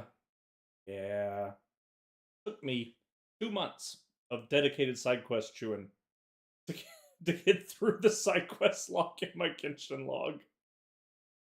Interestingly, it seems that based on like Crown of the Mundane and Divine, which is the Ruanmei event, it seems to me that basically anytime a major event with story attached to it ends, it immediately goes into the archive access by anybody at any time. Like the rewards will be a little bit lessened, but like the day that Crown of Mundane and Divine ended, they put it in the permanent archive. Mm-hmm. Genshin would never. It's not missed. Yeah, it's another Genshin could never thing. So yeah, there's basically no meaningful missable story content in terms of events. And when there is missable content in terms of side quests, they will put in, like, from what I observed, it seems like in the part of the game where I had to stop and go and do a side quest that was going to disappear, they had put in inserted like a quest stop, which said, oh, well, if you continue talking to March 7th now, it's going to advance the plot and these quests will become inaccessible. Would you like to stop and go and do them? And so I went off and did them. But then when I went back to the area where March 7th was, the cutscene just rolled immediately. Okay, so if you don't have any stuff in your log that's going to get gone, it'll just let you keep going? It'll just seamlessly continue the story. Which means there might have been other places as well where a similar thing has happened, but I just happened to have done that side quest at the time. So story just rolled on. Okay. But yeah, chronologically it makes sense for the quest log. For the quest that I had to stop and do to disappear at that point. It wasn't just like, oh, well, this phase won't exist anymore. It was like, well, actually, this quest is something that is happening in the background prior to the event that's about to happen if you just go through with talking to March 7th. And you will lose a certain amount of context if you don't go and do it. Yeah, Genshin is with its side contents, particularly its event side content. The event stories are all canon and will come back up in future events, but there is no way in the game to go at least just view the story bits. Because, like, in the current Lantern Rite event, I'll just tell you this part because there's no way to find this out without going on a wiki. This is not a major plot point in the event, but you open the event with Ketching talking to the Camera Fontaine girl, and they're just friends. Like, all you need to know for the story is this girl's visiting from Fontaine and she's Ketching's friend. But this was established, like, in a previous event, and Yao Yao and Chi Chi being friends, also in a previous event. I see. Yeah, I don't know. I don't know why they do it like that. Like, I suppose that's just a pitfall of having a big event like the Lantern Rite. Yeah, but they know they got better in Sumeru with the actual story quests and not letting them get stuck in a weird limbo where you just have to kind of assume this story quest takes place in the past from where your character may be at in the main story. Because in Sumeru, like I'll just spoil part of Tighnari's quest because this quest, while the main meat of the quest is quite good, this doesn't relate to the main meat of the quest. Tighnari's quest has a crab, a mechanical crab. And this crab friend has a very dramatic story, and it's all nice, and Tighnari's story is fine. But in the Sumeru story, if you have not completed it yet, this crab is nowhere to be found with Tighnari. But if you've completed the story quest and you continue the Sumeru quest line, Tighnari's hanging out with the crab, and like at one point in the story when he gets injured, he's sitting on top of the crab instead of like in the medical tent or whatever, and nursing and the crab's using him, letting him rest there instead. So they're good with that. So I don't know why they're so bad about just not including story content, because they clearly are aware that they've stopped the garbage of where you just have to assume the story quest takes place in the past. They seem to have cut that out with Inazuma completely onwards, and they've found ways to seamlessly roll the story quests in with a solid timeline and locking you out of progressing ones without doing ones prior to it. But and making sure it's a good chunk of the story quests have at least a minor impact on the world so that they're still relevant like that. And but they just don't have any way for you to see certain event quests that are clearly very important for setting up character relationships. Like you would never ever know that Ketching and this Fontaine girl are friends unless you played that event. Yeah, I mean, I saw them talking to each other, but I didn't realize that. I thought I just sort of, oh well, maybe this is something that happens later or something. I don't know. I don't know what's going on here. I guess it doesn't really matter. This is just the Lantern Rite after all. But yeah, I was a little bit confused as what was going on there. Like, because generally speaking, the impression that I have of Ketching is that she's not very easily chummy with anybody. Yeah, and but this camera girl's just her buddy.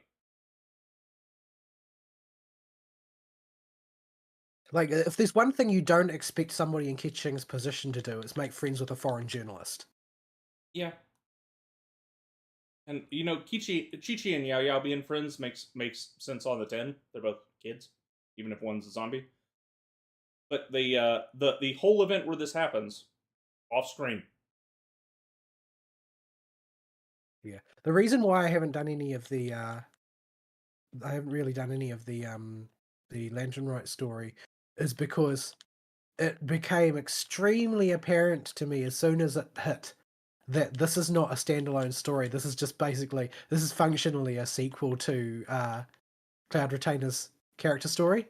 Yeah, you got the broad strokes probably from the little bits and pieces you saw when I did it, but yeah. So I at the time that I was going to do whatchamacallit, the Lantern Rite story, I actually just went into Cloud Retainer's story instead because they made it so blatant that it was necessary. Yeah, they at least warned you ahead of time. That's better than they have been in the past, apparently. With the stupid character pop-ups, this is who this person is.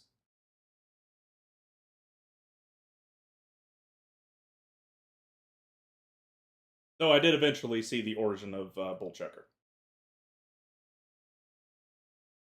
and it is suitably funny in the whole. I see.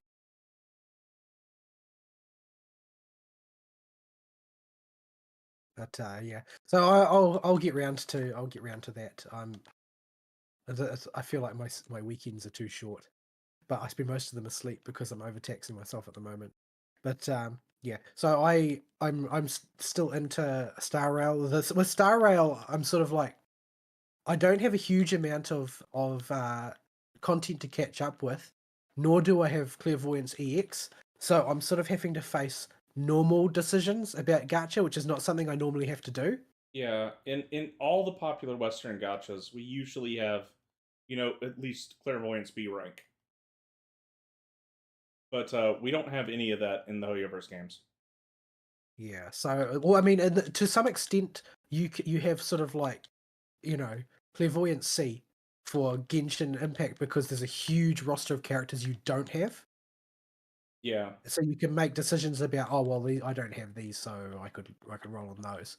But no, there basically are not that many characters floating around at the moment for Star Rail. So Black Swan came out, and I'm like, do I want to roll for Black Swan because I've got Kafka and they work really well together, but it's not really my aesthetic to build the, as Serathis would put it, the mommy dommy team. Oh no. That's not really my thing. But because I've got Kafka, and because the synergy between Kafka and Black Swan is so strong, it's very tempting to roll on Black Swan. But there are rumors floating around that Hanabi, well, I think she's localized to be called Sparkle in English, which is weird. I really don't like the localized names that have been picked for a lot of characters in Honkai Star Rail. Like Hanabi is called Sparkle, and Yomi is called Acheron, and things like that. Like, yeah, I get what you're doing, but don't. Just give them names. It's okay. You can do that. But yeah, the rumors are floating around that Sparkle is going to be a meta support that nobody will be able to do without. So it's like, well, I mean, do I want to do that? I don't even know what her character's like. I've seen people saying that she's an antagonist, but I've also seen that people saying that she's an antagonist because she's a racist. Like I've seen people online accusing her of being racist, but because the Star Rail fandom is such a toxic pile of crap, that she's a racist might actually be a plus. So, yeah, I don't know. I don't know what her deal is. Maybe she's insufferable. There's been plenty of leaks about the new Geo girl, and her mechanics in Genshin, and I've seen a lot of conflicting information about that. I don't know what's true. Well, from my understanding, they're radically reworking her kit constantly in the beta. Oh, so they might all be true. Yeah, it's one of those things. Depending on the time frame. It's one of those things where she's going to be changed until the last minute because of the function of her construct. The last time they did that, it resulted in Zhongli, which was the worst launch they ever had. Yeah. Because the Zhongli is now indispensable, but when he came out, he was hopeless. He's like literally useless. I'm just really hoping, because both you and me need a strong Geo support. Her animations didn't give me a very support vibe. Yeah, it's we'll see. But yeah. But even with that, I just need a Zhongli banner, but he's had one too recently. Yeah, so we're gonna, because it's like, it's weird playing a gacha in real time, because even if we can see the rerun banners for the powerful characters, like, I knew I wanted Nahida, and I knew I was saving up for it while I was progressing, and trying. Part of the reason that pushed me to progress so hard was because I wanted enough juice to be sure I could at least try a 50-50 on Nahida's banner, because that enables a whole new style of play that I didn't have access to before. But like, Yae Miko would be really, really, really good to roll for, but I would barely, by the end of her banner, if I kept up the pace I'm going, be able to get a 50-50 on her. Well, I can probably hit the 50-50, but that'll be about it. I'll be in whale territory if I want to seriously go for Yae Miko. I'll probably roll on her banner simply because Ningguang's on her banner, and I need more constellations for Ningguang. But yeah, but then we got Yae Miko is as a character like you. We both talked about this on the Discord channel. But like you've gotten the impression that Yae Miko is a really important character. I've got the impression that she's sort of a universal 80-20 lightning applicator, rather than actually needed. Like I haven't seen any builds for which Yae Miko is needed, except for Yae Miko builds. Like she's always one of the options, but she's never the necessary one. She's not like Bennett, who is necessary in his comps, or Zhongli, who is necessary in his comps. Yae Miko is always a strong contender, but never necessary. Yeah, and I'm less inclined to go ham for her because I only need one more official. I don't know which banner is going to eventually come up with official, but or when she'll come around in the little shop thing. Well, most Yae Miko builds use her and official at the same time. Yeah, for the electro boost. That's just like mad electro coverage, and it allows you to actually use Thunder Soother bonuses. Oh right.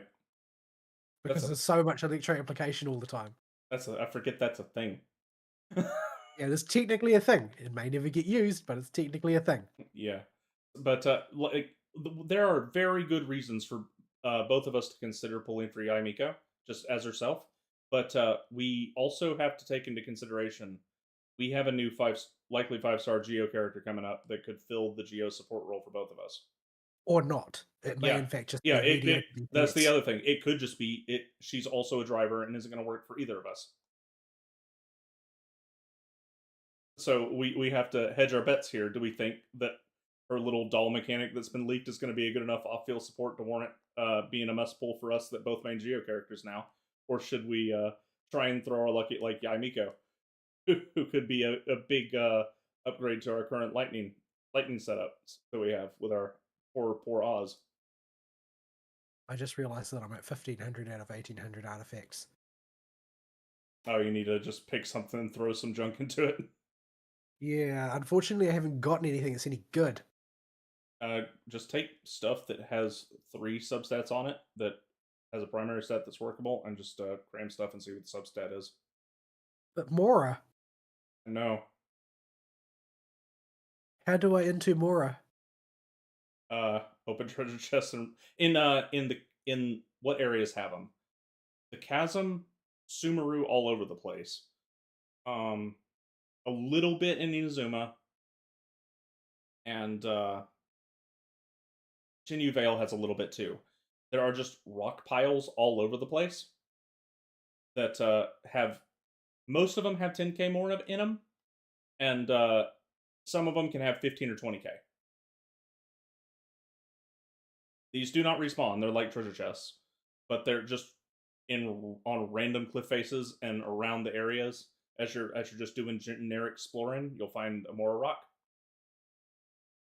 They just look like a bunch of stacked pebbles. Big pebbles, but pebbles. Regardless, yeah, it is what it is. Gacha's designed to exploit you.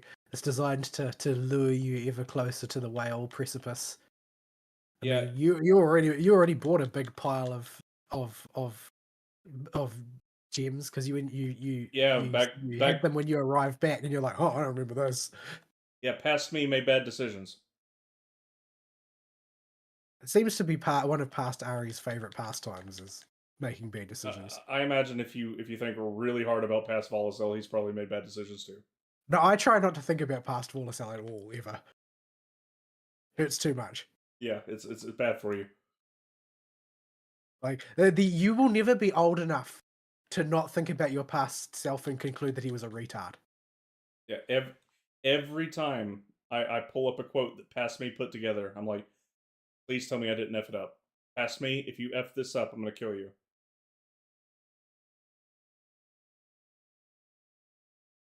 So yeah. So I don't know what I'm going to do with my Primogems. I don't know what I'm going to do with my Stellar Jade. Like, it's very tempting to roll for Black Swan because I know I could build a killer comp between Black Swan and Kafka.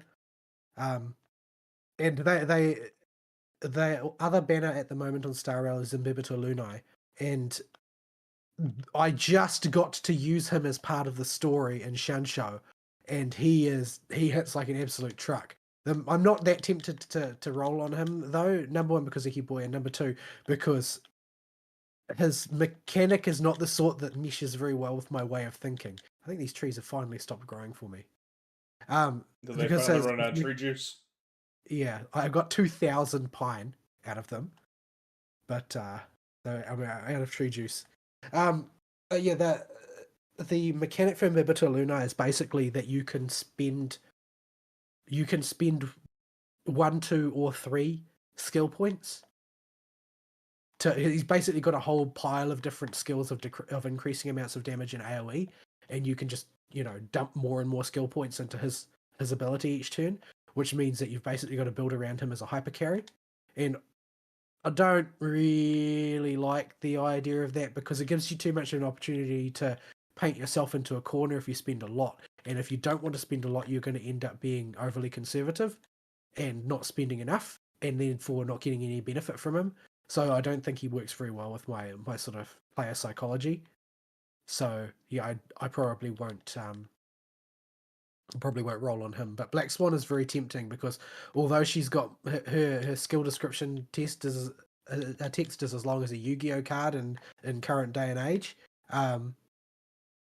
it's still I don't really want to be that guy who has Kafka and Black Swan in their team, because this sort of telegraphs something about your personality that isn't really true in my case. And yeah, I also, I went ham thirst pulling for Ruan Mei, and so I'm more interested in getting builds that allow me to use her more often, because I enjoy using her in comps. The problem is she's actually really bad for comps that have relics at +0, because you're so fragile, relatively speaking, that most carries will just get one shot. So you end up having to put a tank and a healer in a team. Like most high-end comps will choose a tank or a healer. They will not use a tank and a healer, because a tank and a healer results in you having quite a slow build. But you kind of need to, if you aren't putting XP into relics early on, which you are strongly advised by basically the entire community not to improve your relics early on because the opportunity cost is too high. So yeah, it's I'm sort of like straitjacketed into a handful of particular comps at the moment. But yeah, I've lost a lot of I lost opportunity to get a lot of really important key characters like Luocha and that sort of thing who are considered to be really good. So I kind of need to find a rearguard action on my spread of characters that I've got. But I already have too many to build up. Like I've got I haven't built up Su Shang, who's supposedly a really good physical single target DPS, which will allow me to stop having Trailblazer locked to the physical DPS role where she's only sort of average at it. And that way I can use her as a preservation character instead, which she's a lot better at because she's got a hard taunt. And I've got Pella, who I really need to build up, who's sort of really important for enemy buff purge and for defense shred and mechanics like that. And she's a permanent character as well. I've got Sampo, and that's the thing, is like if I really want a character that synergizes well with Kafka, I can just build Sampo, and Sampo will do the job just fine. But then you've got Sampo on your team, and he has a penis.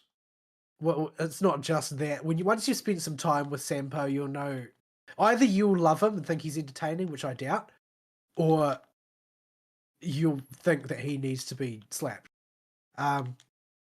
For just being a prat, generally speaking. I'm killing myself with Dendrocores. None of these trees producing me any wood. I need to find a new patch of trees. Where's a new tree grove? I'm just bunking random slimes. Hilichurls. I need to find a forest. Where's a good forest? Not near me. I'm in the middle of Hilichurl land. Anyway, so I've got option really to go down that route.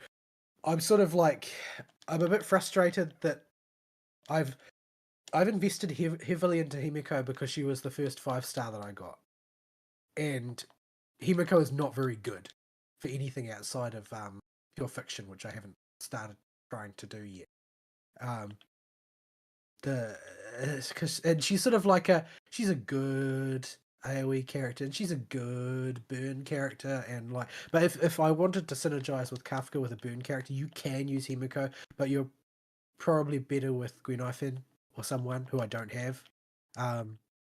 Yeah, she works very well with Serval as well. The problem is then you've got 2 AoE lightning characters as the core of your team, which has its own issues. So yeah, a lot of options. Don't know what I'm going to do with my Primogems in Genshin either, other than likely target is Yaimiko, but I'm sort of like, well, how exactly do I withstand the disappointment if I lose the 50-50 and get Chi-Chi? Because that's going to hurt. I'm here to tell you, even if you semi-lose it and get Diluc, it doesn't feel good. Because Diluc's an icky boy. And Jean is not particularly helpful if you don't have any comps that can use her. And, what else? Who else is on that banner? You've already got It's going to be freaking Mona. It's going to be Mona again. It's definitely going to be Mona again if I pull it. Mona might be. That's like catching. That's it.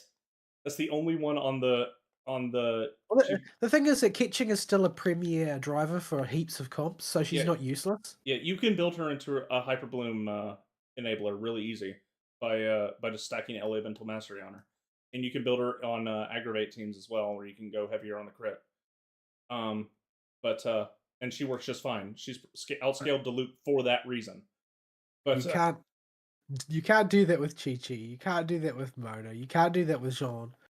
There's lots of dead pulls on that the rest of the 50-50.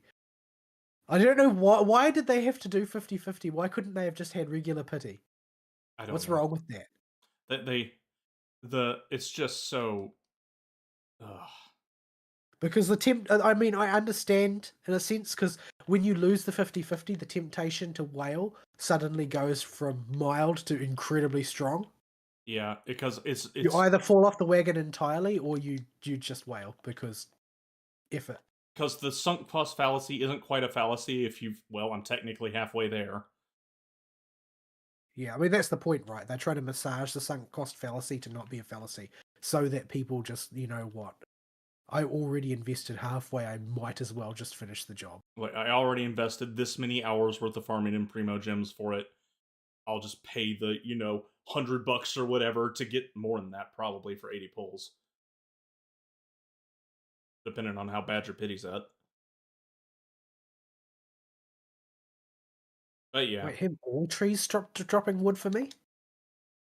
That's a good question. Let me try smacking a tree. I can't seem to get any wood out of any trees. Yeah. It's not working for me. Oh no, this one's giving me wood.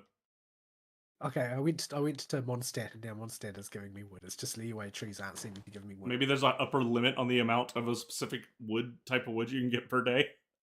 I only got 2,000. I mean, it seems like kind of an arbitrary upper limit if it's that high, but I would not put it past the Genshin team to think of something that dumb. They just put a limit on for no reason, which they do with everything for some reason. I don't know why. But yeah, so I don't know. I want to roll on Yaimiko, and it's not like I'm particularly attached to Yaimiko. I haven't even met her in game. But she is probably the best Inazuma character, but that's like, comparing her to the Void, because the other characters don't have a character. Hey, Ix is a bro. I've heard that Goro has the best hangout events in the game. But yeah, it's I don't know, like I can the thing is that I end up comparing everything to Blue Archives gacha. And Blue Archives gacha is like the most predictable gacha that there is. Like you know what you're gonna get before you start if you've got a certain amount. Yeah, of currency. The Cygames model of gacha that a Blue Archive uses has just become standard, and just, it feels comfortable, and we're so used to it now. And when a game doesn't do it, it just hurts. Like I don't even really feel disappointed with the gacha in Blue Archive when I don't get what I want, because I know, well, there's this fixed cost that I can spend to solve this, and I know that it will be solved once I do. It's as simple as that, and it's not a very high cost either, relatively speaking. Like, you just budget per spark all the time. That's just the way you end up thinking, and it all just makes sense. Yeah, perfectly fine. In Pinecone, which used the exact same model, which was a Cygames game, it was always just keep a spark and a half in the tank, and I can pull on whatever the heck I want after that. If I get that character, cool. If I don't, whatever. Yeah, it just seems like it works a lot better for me, and I'm much more willing to spend money on Blue Archive as well, because I got a much clearer sense of the value that I get in terms of funny money. Yeah, and their subscription, while it's not going to be the mega whale bringer inner like the the Genshin big pay pigs that are going to go for constellations on 5 stars, their subscription is probably bought by a whole lot more people, just because the value for it is so good. And yeah, the barrier to entry for me was very easy to overcome. Like, I hardly had to think at all before buying it. I didn't angst over it the way I did over the Battle Pass and Genshin and that sort of thing. Yeah, in Blue Archive, even Pinecone's sub I bought a few times before I started processing. This is going to Crunchyroll, and then I stopped. Yeah, I did not spend any money on Pinecone, and Crunchyroll was the reason for it. Yeah, but if I had not eventually come around to remembering, oh right, Crunchyroll, I would have just not spent any money, or I would have kept buying the sub for Pinecone. Yeah, because you know that all of the money spent on Pinecone did not go to maintaining Pinecone. It went to High Guardian Spice. Yeah, and that's why we don't do Pinecone now. Yeah, it's never forget. It's just those type of generous subscription systems seem like a much more stable way of keeping your game running, because then the thing is that's true in an environment where you are looking at the market in terms of the market is composed of game players. But the thing is, where do the real whales hang out? Like, there's a Genshin community of content creators. It's quite a large one, and there's a Star Rail community of content creators. It's also quite a large one. If you look at, say, a major figure like Braxophone, right? He recently did a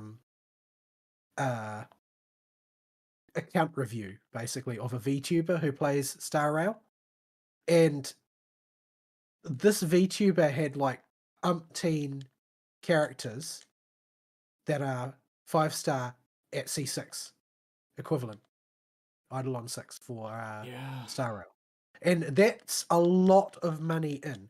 How many regular players, in quotes, do you need who are willing to buy a subscription type pattern?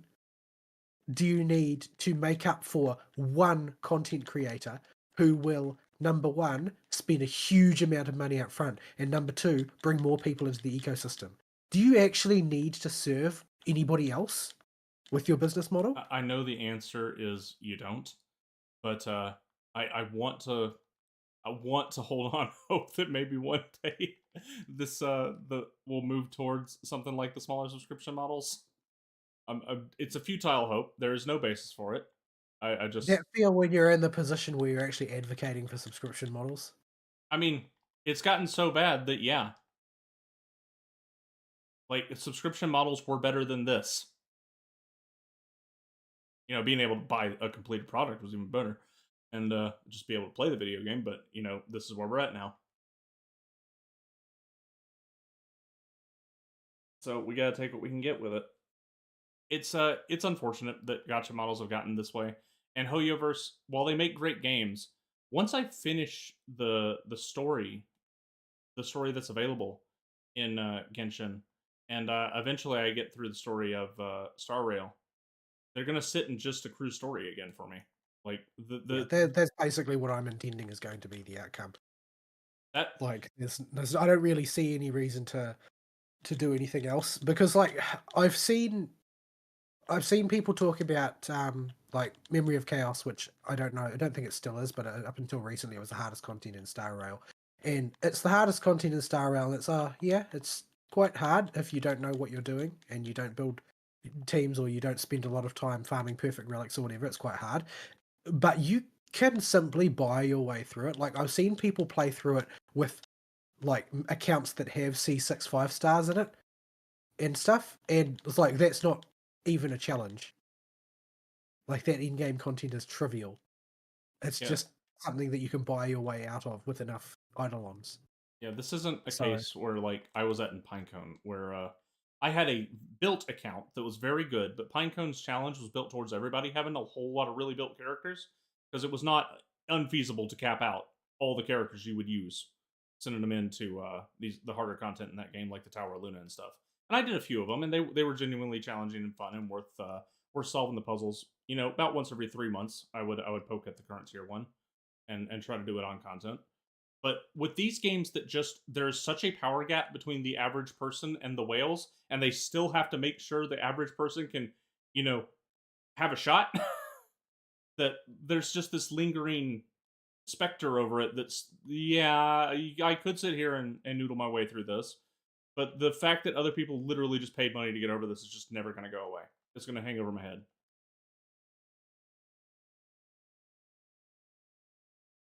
Yeah, it's like there are plenty of free to play or near free to play accounts in Blue Archive that are just as competitive as the high end accounts. Yeah. Simply because it's about your team building skill and your execution more than anything else. It's not getting heaps and heaps of copies of some particular characters. Like if you play on the regular, your Eligma income is high enough to max out the key characters to each meta. Yeah. If you budget to roll for the right characters, you roll for them, you budget your Eligma to power up the right ones, you're going to be competing at the highest tier. Man, I remember sitting there in Tower of Luna and trying to figure out how to make Kuka work as a tank in some fights. I mean, if I had budgeted for the Arco banner and the Track Yuka banner, then I would be able to compete at the highest tier if I was so inclined, which I'm definitely not because I don't want to crit maul. But like it's definitely a doable thing. Whereas to perform at peak performance in Genshin is like, wow, I hope your wallet is very fat because it's going to need to be. Yeah, and so there's just that specter of money hanging over any accomplishment you can make for that really hard tier content in these games. Like, yeah, Spiral Abyss is challenging to get the maximum amount of stars on if you're on a normal person's account like our accounts. But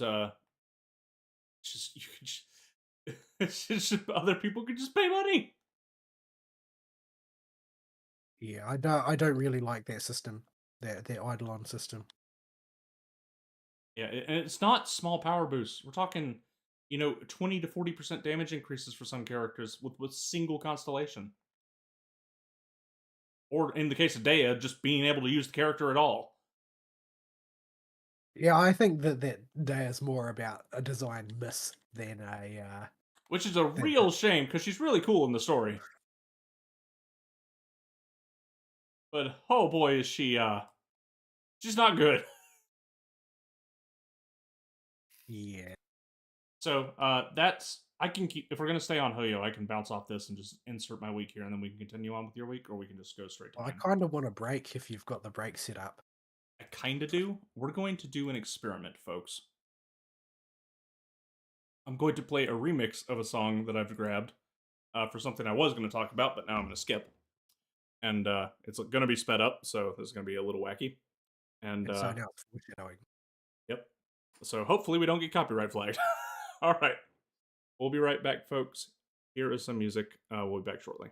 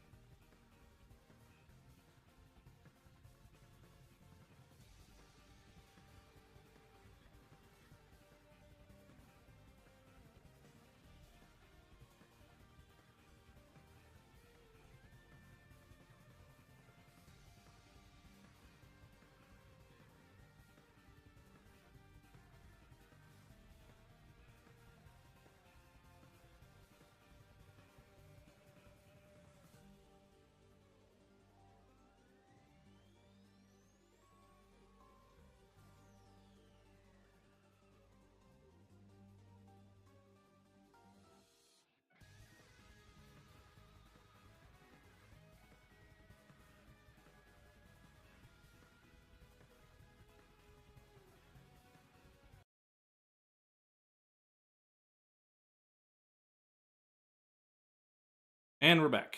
Hopefully that audio break worked. I will skip to the appearance of the splash image on the stream when it finally finishes processing, just to make sure the music worked. So if that works in future, we will be able to do music breaks from now on. It worked when I tested it earlier, but as with all things in our tech, that may or may not be consistent, and I'm pretty sure I had it way too low anyway. Because I was playing cautious and actually turned it down when I got up from my chair. All right, we were still on Hoyoverse stuff. Do you have more for your week? I had something and then I forgot, so don't worry about it. Okay, so if you remember it, you can springboard off of it after I do my Hoyoverse talking, because I kind of want to keep us on the same topic if we can here to flow it better. So did you unlock someone for? Yeah. For the whatchamacallit, the Lantern Festival. Yeah. I haven't yet. There doesn't seem to be much point since I was going to get Yun Jin and I can't actually level her up yet, so I haven't been in a hurry to get it. Yeah, I went ahead and grabbed her, just in case what's her face turns out to be terrible, and not worth trying to get, because being in the real gacha with, I need a second Geo character, like I just do. Noelle ain't gonna cut it. When I'm playing co-op with you, we already have an Ningguang, so we can't have two of those, and I don't need a second one there. And while she would work fine because having a Catalyst Geo user who supplied me with more shards consistently would be nice.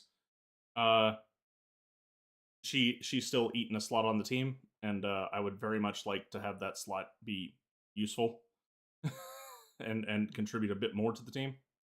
Well, Yunjin's uses they vary depending on the character. I don't know whether she works well or poorly for Navia. She's okay.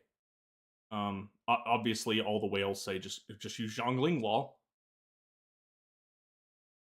Yes, well, if you're able to roll to guaranteed pull on every 5-star banner, well, then you'll have Zhongli. But most people are normal and can't do that. Most people don't spend hundreds of dollars on this game.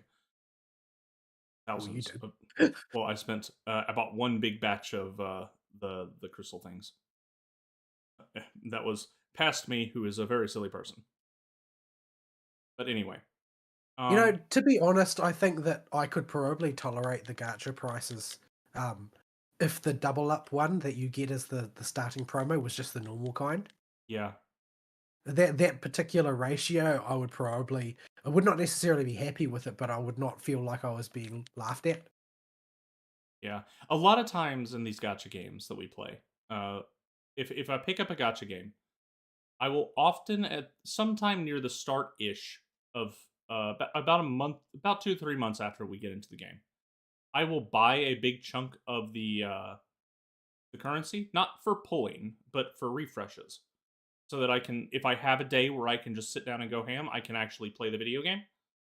But this is a thing with Genshin, and my biggest gripe with it is when I do have those times to play, when I would like to grind up some characters, resin. And even in Blue Archive, I will sometimes do the cheap refreshes. Even in Pinecone, I would regularly do the cheap refreshes. In Blue Archive, I try not to touch that button because that's 60 Primo Gems per refresh and you get 60 resin. And that's the cheapest tier. It goes all the way up to 250, I think, for the last refresh. I've seen content creators doing it, and it hurts just to watch. Yeah. So the idea that I could just buy a chunk of Genesis crystals to turn into Primo Gems for refreshes, that's gone. It is too costly and would run itself out in the course of a month if I treated it that way.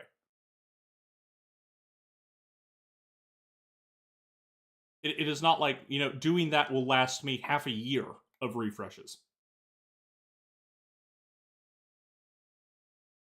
So that's been a bit of a frustration with the Hoyoverse games in general, but especially Genshin specifically, because that's the one I'm playing. But yeah, from what I've seen of Star Rail, the higher resin limit and the fact that I don't play it very much, just is way more forgiving towards that particular aspect. But in Genshin, it's really painful. The slow resin also helps. I haven't even had to dip into it yet, but it's nice knowing that it's there because I can just dip into it if I ever run into a situation where, oh, well, I've got time to do some extra rounds of farming, so I'll just dip into my reservoir of the slow resin. Yeah, because the way I play these games is and the way my work schedule works. I'll have days where I'm just too busy to do anything, and days where I've got some time. And on the days where I've got some time, I really want to play a video game. And in these gacha games, they're very big these days, especially. I'm just not letting you do that, unless you wanna work up a bit. And if I really No, really bro, it's the wrong day of the week. yeah, there's that too. So yeah, let's see. But we've been bagging on Genshin for a lot, and for once, I don't really have anything negative to say about the new Genshin content I experienced at all. Like every week so far, there's been at least something. There's been a minor niggle with it. This week, my new Genshin content that we haven't talked about ad nauseum consists of the main story of Sumeru, which was all done today. That and exploring the desert. The desert is a fairly standard exploration zone, but it's fine. The puzzles are fun. They're you unlock most of the desert is reserved for a side quest series. 2 side quest Normally, series. I embrace for the desert to be the worst part of a game that is not the aquatic section. Yeah. The zip lines in Sumeru work very well because the way the zip lines in Sumeru work, you've experienced the Inazuma ones, right? They were kind of the prototype for what will become the Sumeru ones. And you can see them working towards this idea over the course of zones and refining it more and more. The ones in Sumeru, you don't need to have a little gram with you. They're just active permanently in the air, just floating in the sky. And you will do the same, you will zip to them the same way you would as though you were zipping to a little lightning tether in Inazuma. But when you get to the end point of the zip, the little star in the sky, you stop on a dime, and your horizontal movement is arrested. And you will get a brief amount of extra hang time in the air to decide if you want to chain zip and look at another one to zip. And you can just tap the dash, or you can deploy your glider and stop and think about it for a minute. And this works incredibly well for getting around the areas very fast. And furthermore, they've changed the controls. It's no longer just if you're in range of them and you press the button. Now the way you trigger these things is you center your camera on them, and then you can trigger them. They'll light up and flash at you and make a little dingy noise. So can you zip from glide in Inazuma? Because I remember trying to do that and having a whole bunch of issues. Well, my experience with gliding in Inazuma involved not realizing you could just tap the dash button. But I do seem to recall as long as you had a little thing following you, you could grab onto a tether from a glide. But the little thing is on a timer. Yeah. The timer gets longer the more you upgrade the tree in the middle of the first island by feeding it electro sigils. It'll gain, like, at certain breakpoints, it'll get an extra 5 seconds tacked onto it. I don't know. I don't like that Metroidvania bullcrap where they try and make things inaccessible to you. Well, there is no puzzle there's no puzzle that I encountered in Inazuma where the timer on the zip line was more than a convenience. All of them seem to be able to be done by the base. But that just means that making it shorter was only to piss you off, and there was no other reason for it. I don't know. I'm not sure I agree with that. It feels better to have more time and leniency as you're progressing along the islands and being able to stop and think about it more. Some of the puzzles are more complex, and you can do them in less attempts with longer time, and that feels like a good reward for progressing the Dendroculus. Not the Dendroculus thingy. What is that? The Electrogram. So it does feel like I don't feel like there's anything good about that system at all. I think it's just bad. Yeah, I think those are fine. Like everything in this game is about slowing you down and punishing you when you haven't done anything wrong. Like that's why I get so annoyed at Genshin Mechanic. Yeah, like they are not punishing you for failing to do something correctly. They are punishing you for not having spent long enough grinding at the game. And it is not a matter of, oh, you're weaker when you haven't spent as much time grinding. It is no, we're just going to make life hard for you generally. It never bothered me at all with the Electrogram upgrades specifically. Like They don't feel like anything other than as you level the thing up, your life just gets easier, and everything is doable without them. And it's not. But technically speaking, every cliff in Mondstadt was scalable without any stamina upgrades. But like hell, you were going to do that. Yeah, this is a break in mentality, I think, between us when it comes to these type of games, where I don't mind stuff being inconvenient and becoming more convenient as I progress my character and get exploration upgrades. This is a big part of the Metroidvania genre. I just see it as punishment. Like we're going to punish you for no reason because we can. And I think it's entirely logical for me to think that way because nearly every mechanic in Genshin is like that, inarguably. I don't the day of the week thing. That's a form of punishing you. Like you don't play enough. You didn't spend Primogems to refresh on the days that it was available. That one in particular, because it's tied to the resin system, and the resin system is so punitive, feels unnecessary. I'll agree with the days of the week one wholeheartedly. That's stupid.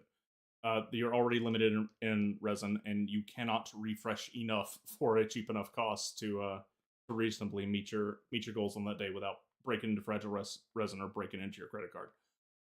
But for stuff, the entirety of the cold thing in Dragonspine adds 0 to the experience, and it just makes you suffer.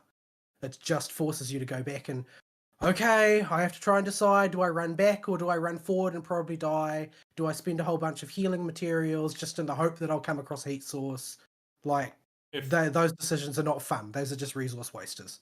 If they had some kind of mechanic to reduce the burden of the cold, to make exploration easier.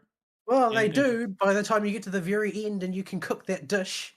Well, then it's tied to the clunky food system. I meant just a passive, always-on cold resist.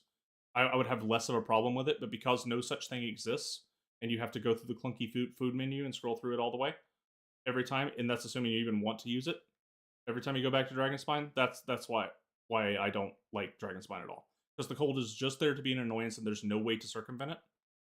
You cannot eventually grow past the problem.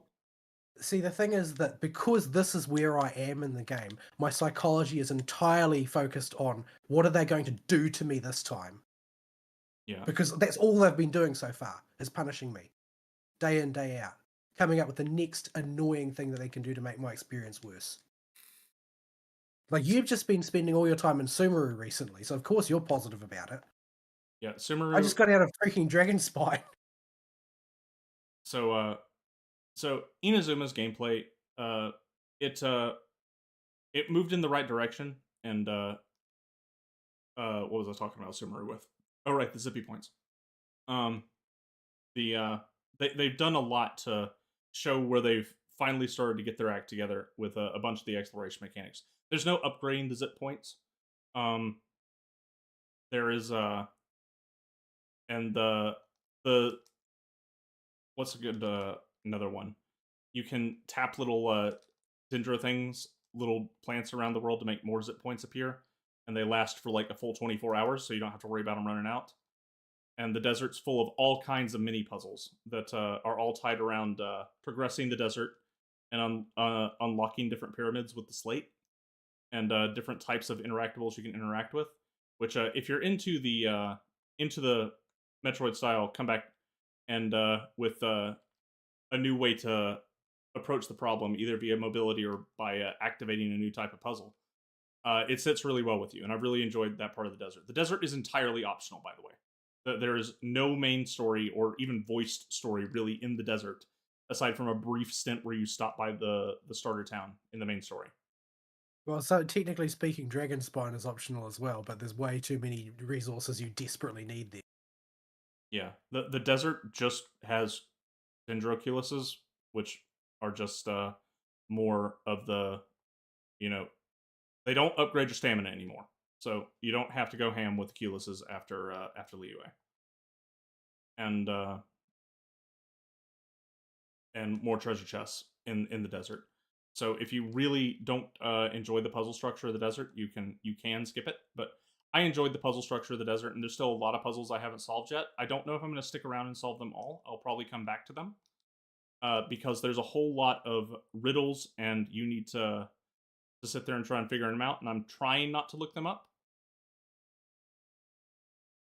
My patience with that is very slim, because in a lot of cases it's just the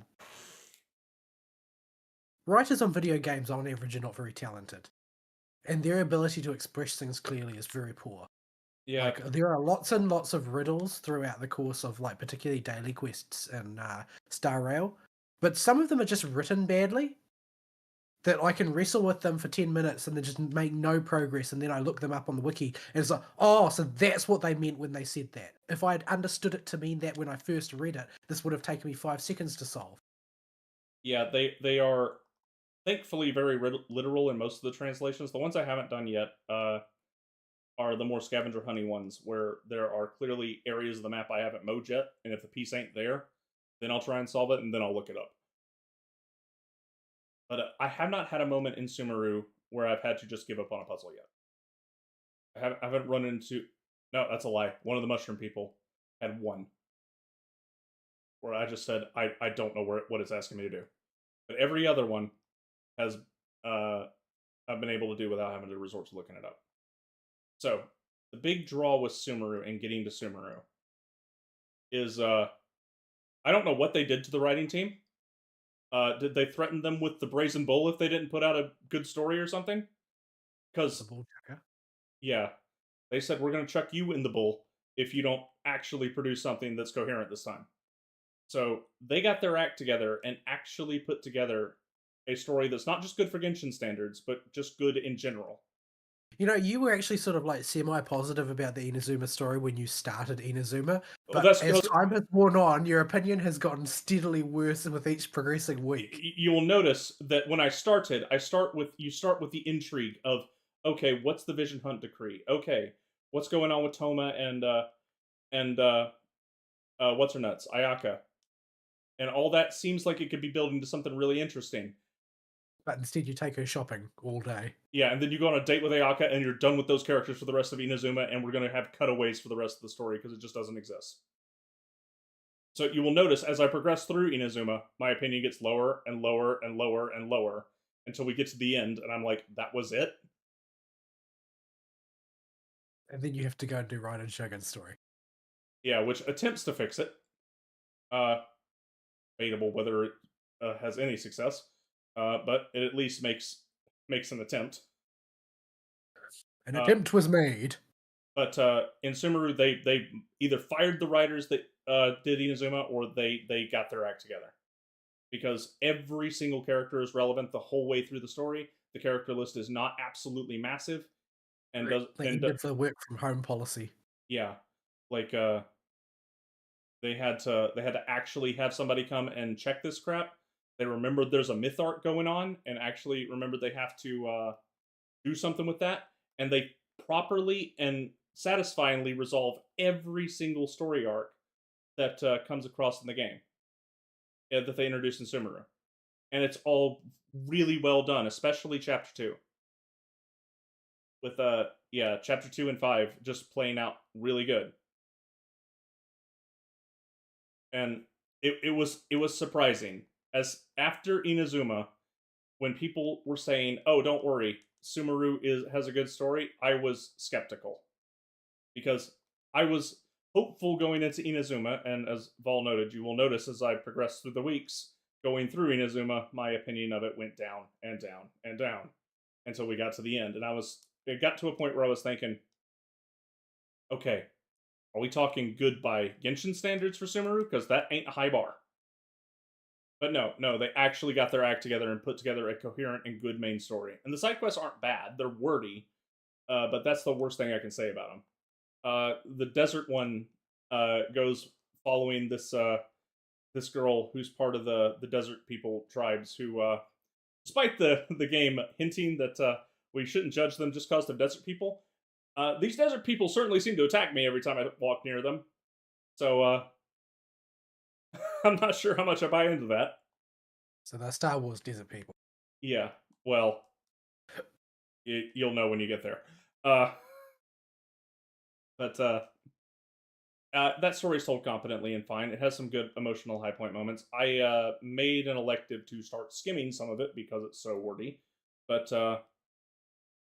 They're fine. The Mushroom People quest does tell a coherent and good story if you can get past the Bara and Naras and every other word that ends in Ara. So if you can get past their vocabulary and their naming scheme, it does tell a decent story there. It's just I don't know why they decided this was a good idea. That happens in every game where they do an Indian themed region. Yeah, and right now we're at a mix of India, the Middle East, and Old Egypt for Sumeru. And so it does not have like the desert is clearly more Egyptian and Middle East, and Sumeru is clearly more Indian. But yeah. So in broad strokes, without getting into the actual meat or plot, Sumeru, you start off going into Sumeru after Inazuma as just your next destination, and the protagonist until the interlude arc forgets Inazuma happened. Because I guess the writers were just like, we can't do anything with nothing there. So until all the way after Act 5 when you unlock the interlude chapter, your character just forgets Inazuma's a place. Maybe it was just that unmemorable. Yeah. So you get there and you say hey to this lady that you're walking in front of you and try to ask for directions to Sumeru City, and she blows you off and wanders into a cave. And you're like, oh, that's weird. What's up with that? And so Paimon, being Paimon, decides, well, that was awfully rude. Let's go follow her. And so you follow. And so you follow her, and you and Paimon get knocked out by the incense she's smoking. So the hookah water produces toxic fumes that knock you out. You see all kinds of crazy visions while you're knocked out, and Tighnari, the forest ranger, picks you up, and he's like, hey, you seem to be pretty sensitive to that smoke. Some people are just like that, and we nursed you back to health here. Here's some forest ranger stuff that we're doing here. You can hang out here until you're better, and we're sure you're not going to collapse again. And you get to meet the forest rangers. You spend several weeks with the forest rangers. No, you spend about a week of in-game time, and it feels like a week because they'll actually make you do the day skips. And so they don't inform you of how much time you've been with them. No, they actually make you spend the week with the forest rangers while Tighnari observes you and makes sure you're not going to keel over. And you get to meet him and Kale and get a feel for what the general forest rangers are like and learn about the academia that runs Sumeru. So the Harvard Redditors that are in charge of Sumeru have decided that even though their deity that they like better than who you'll know because she's a character, Nahida, who they call Lesser Lord Kusanali, they liked the old Dendro Archon better and are just pretending that Nahida doesn't exist, even though it's public knowledge she exists, and that after the last Dendro Archon died 1,500 years ago, or 500 years ago, whatever it is, that they're just going to keep worshiping the old one. Because and it's because the old one gave them the internet. I see. Well, that will get you deified. Not necessarily as a good deity. The whole thing is a message about how the internet's bad for you. Is if there was a takeaway from the story that has nothing to do with the theme of it, it is the internet is bad for you. Take the Apple earpiece out your ear because it's bad for you. And so you, of course, find out that the Harvard Redditors are up to sketchy stuff, and the Fatui are directly involved this time, and you figure out, and you run into one of the only carryover from Inazuma, which is one of the Fatui antagonists that originates from Inazuma, is doing really, really sketchy stuff. And the bigger, it has a whole lot of bigger mysteries going around, where there are little zones that have popped up all over Sumeru's forest that are called Withering Zones. And the first time you encounter a Withering Zone, you can only encounter each Withering Zone once. They're spread out on the map all over the place by default, and you have to turn them off by doing a little combat puzzle challenge and then pressing a button. They take like 2 minutes to turn off, and once they're off for good. But why are these things popping up? This little disease is afflicting people as a part of Sumeru now, and it's fatal if you get it, and there seems to be no way to determine whether somebody's going to be afflicted by it. And most people that get it are afflicted by birth and just have to deal with this crippling, slow petrification of their bodies. And you got the fact that no adult in Sumeru dreams, and specifically only the adults don't dream. And why is that important? And you've got the internet tree that is sick. The internet tree is sick. Yeah, the internet tree is sick. And I'm saying this in big funny words to make it more spoiler palatable, so that I don't give away what's actually happening. But they genuinely do a good job of setting up a bunch of mysteries in Sumeru and then lining them up to be all tackled by the end of it in a very satisfying and big and bombastic way. And holy crap, they made that last boss fight. That is certainly a video game boss fight.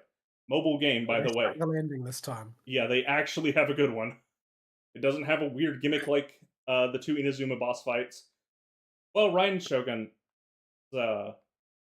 has a version that you can unlock in her side quests, where you fight a version of her as a boss. I felt like the end of Liyue was kind of an ass pull. It's like, well, we didn't really know anything about this whole Lord of the Vortex thing up until 5 minutes ago, and I guess now we're going to fight it. Yeah, no. Every single character in Sumeru is built up and there from the beginning. Every time you meet a new character, they're relevant all the way through until the finale. Like, Tighnari has less of a role to play as time goes on, because he's fairly early in the story. But he still shows up for the finale. He still does stuff. He still helps you out. He still contributes to the plan at the end to save the day and make sure everything in Sumeru is going okay. And it actually ends on a note where the localization, I feel, probably messed this a little bit, but I get the feeling the overall picture of Sumeru's themes are, you don't need to forget the past, but you do need to know when it's time to let go if something's already gone. And the localization probably butchers this into just we just need to look to the future, brah. But that does not seem like the actual theme they're going for. That seems like if you were telling this story in a much simpler way, that would be what it was going for, and they just dropped the ball in conveying it that way. But yeah, I was really impressed. I don't know. The thing is that translators are all progressives, and that's literally the progressive creed, is that the future is always better. Yeah, it's because the message isn't that the future is always better, because the Redditors do a whole lot of things that are really crappy, and they were doing it all in the name of progress. And explicitly, the things that the previous Dendro Archon did in the past helped the people of Sumeru, and that needs to be remembered, and its legacy needs to be carried on, even if certain very sad things happen at the end. Because for at least for some certain characters, it has a relatively heart-wrenching moment, even though the characters that don't make it don't have a whole lot of screen time, because they're developed as characters, at least in the background, as time goes on, and their relationship with the characters is established from just the other characters talking about them. And all the characters in Sumeru are generally well written and fleshed out. I won't say developed, because most characters in these type of games don't change very much. And honestly, I don't believe this writing. It wouldn't make sense for them to change a lot, because you don't, in a game of this structure, much like in Star Rail, you don't spend a lot of time hanging out with the same set of people for extended periods. Like, the characters of the Astral Express develop to a certain extent as you travel with them, where appropriate, but when the main role that the Astral Express plays is to arrive at a place, to meet a bunch of people, make friends with them, help them through a crisis, and they may undergo like a notch of character development as a result of the crisis, but then you move on, you say goodbye and you move on. Yeah. And it's not, you aren't toting these people from continent to continent. Yeah. Character development is held up as a rigorous, shining example of good writing, but I just don't believe this. Like, it can be helpful in some stories, and can be even central in some stories and work out fine. But it is not the only thing that's important to character writing. And having a fleshed out character whose motivations you understand and whose personality is something you want to get invested in is far more important. And Sumeru excels in this with all of its characters. Even the little asshat that wears the Millennium Hood. Like, he's just a total prick to everybody. But you still understand his motivations by the end of it. You understand how he got that way. And he's probably the weakest character there. Like, Tighnari may be fairly static the whole way through, and because he's already established himself and who he is and what he does, but he's still interesting. His job with the Forest Rangers and his search to figure out why the internet tree is sick is a compelling story to follow through, and eventually ties back into what all the other characters are doing. And then you got Dea the Mercenary, who is your typical mercenary girl, but your typical scale with defense character. Yeah, a scale with health character that can't scale with health until Constellation 1. Like, her character is not super interesting on paper as the typical mercenary girl, but her personality and the way they use her in the story fits, especially because of who they pair her with. Like, even Candace works. You know that character that you wrote off? Well, I wrote her off too. I read off because she was a frustrating defense character that her main ability is to shield. Yeah, like Paimon's impression of her when standing amongst all the other people that live in the desert is, oh, this one seems nice, like a big sister compared to all these other crazy people. And then Candace goes and threatens to break everybody's necks, and then starts actually torturing people. And Paimon's like, oh no, she's actually scarier than everybody else. Paimon is not the best judge of anything, really. Like, Paimon's only interest is food and treasure occasionally. And there's a good number of characters that get a dunk on Paimon, which I like. I like whenever Paimon gets dunked on. So yeah, the main story of Sumeru is a big highlight. It's genuinely good writing from start to finish, especially for Genshin, but just in general, even outside of Genshin. And unfortunately, you got to sit through the nothing that is Inazuma to get to it. I would honestly say it's almost worth beelining it through Inazuma just to get to it faster. But you know it doesn't work like that in the exploration games. You've got to clear up the electroculuses first.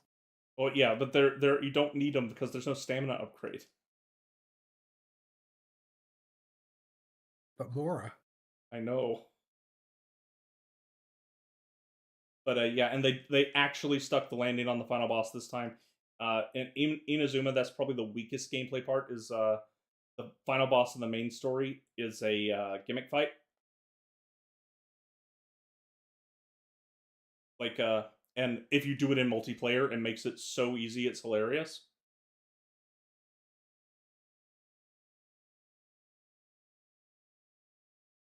And also, it's going to give you PTSD. But thankfully, she falls over pretty quick. But and while they tried to rectify that with the special story quest, much harder and much more straightforward Raiden Shogun fight that you can do as a bonus fight, it comes after the story, and I'm considering just writing all the story quests for Inazuma as off as something separate from the main story of Inazuma, because the main story of Inazuma just needs to be isolated for how bad it is. It is really, really just, well, not even bad, just non-existent. So it's more like a bonus boss. You just spend like 50 hours wandering the countryside harassing homeless people? Yep. If you, all you need to know is you wander the countryside, stuff happens, and by the end of it, all the stuff that was foreshadowed at the end of Inazuma that needs to be resolved for the stories to interconnect with the other regions is resolved. And how is it resolved? You'll see when you get there, because how stupid it is might actually cause you to have an aneurysm. I wasn't kidding when really not selling this to me at all. No, Inazuma's main story is I'll take Inazuma for the exploration because I liked it. I thought it was fine. I cannot think of anything positive to say about its main story. I don't think Gorge tried to kill me. Yeah, we did. You did go through the gorge without turning off the lightning. So you're not supposed to do that. Well, you can do that, like we demonstrated last week, but you are supposed to turn the lightning off first before you go play in the gorge. There's no way I'm not going to sequence break just for statues of the Seven. Like, I at least need those. Yeah. I don't have my sense of direction is bad enough as it is without having to do it without a map. Man, you're gonna get lost in Sumeru. The story quest follows a fairly contained few set of sub areas within within Sumeru, so you don't have to trek all over the place for the main story. You still have to trek big distances, but you only go to a few region type areas because there's a lot of them in Sumeru. And most of the underground is set aside for side quest stuff. Because, oh boy, do they like that map you see of Sumeru on your map, double it in size. Sumeru is massive. And half of it's underground.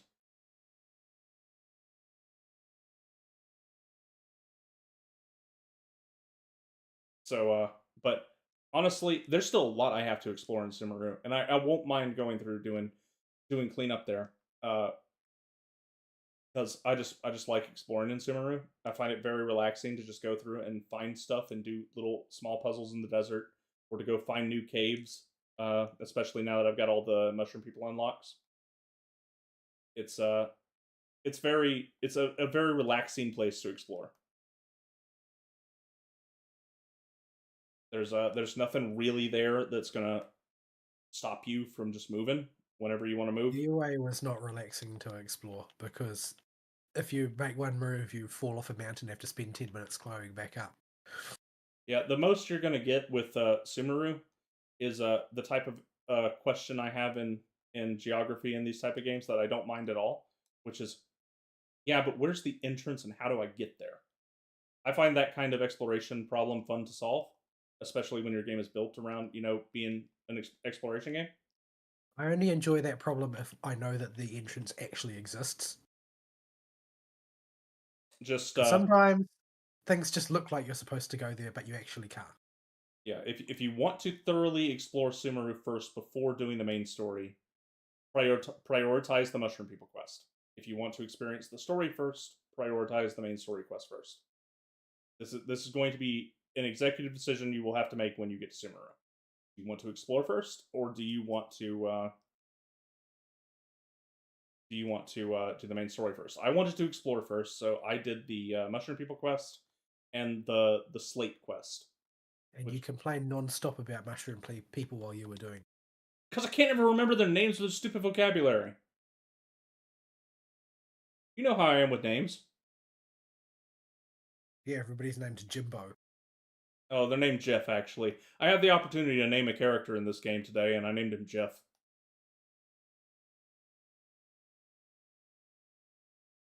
That's part of the story.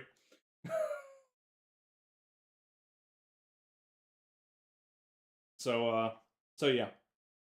I for once don't have anything really bad to say about it. I have to really stretch to find nitpicks with the Sumeru story and the way it's told. They just really figured it out finally. If Fontaine is even close to as good as that, we're looking good for as terms of quality of writing and storytelling goes. Oh, and they actually remember the myth arc exists because we're in the land of wisdom. We finally get some building on what the heck is going on with Lumine and her brother, and setting up a proper mystery for them, and further elaborating on. Well, actually, I don't know if you found that out from Dainsleif. I forget which quest that's in, so I won't spoil that. But you figure out something about Aether gets confirmed, and Lumine learns something about her nature as an outsider from Nahida by the end of it. So yeah, the only thing about Sumeru's main story I'll put a warning on is Chapter 2 is relatively long. It's going to take you about 2 to 3 hours, and best done in one sitting. And it's going to lock you in Sumeru City for that entire duration. It is really good and my favorite chapter in the Sumeru story, but you need to sit down and do it in one sit. They also introduce a new gameplay mechanic there that I'm neutral on right now. We'll see how they use it later. They seem to stop the only part that could become annoying with it. But I'll let you discover that mechanic organically. I'm neutral on it right now. I don't have a positive or a negative opinion on it. But otherwise, the story that Chapter 2 tells, I think, is fairly well done. So yeah, that's the Sumeru story. I'm genuinely hoping Fontaine is as good as that. People have said Fontaine is good. It's got a pretty high bar after Sumeru, I think. So we'll see if it clears it. So you finally have some story that's positive to look forward to, where I don't have any big gripes about anything.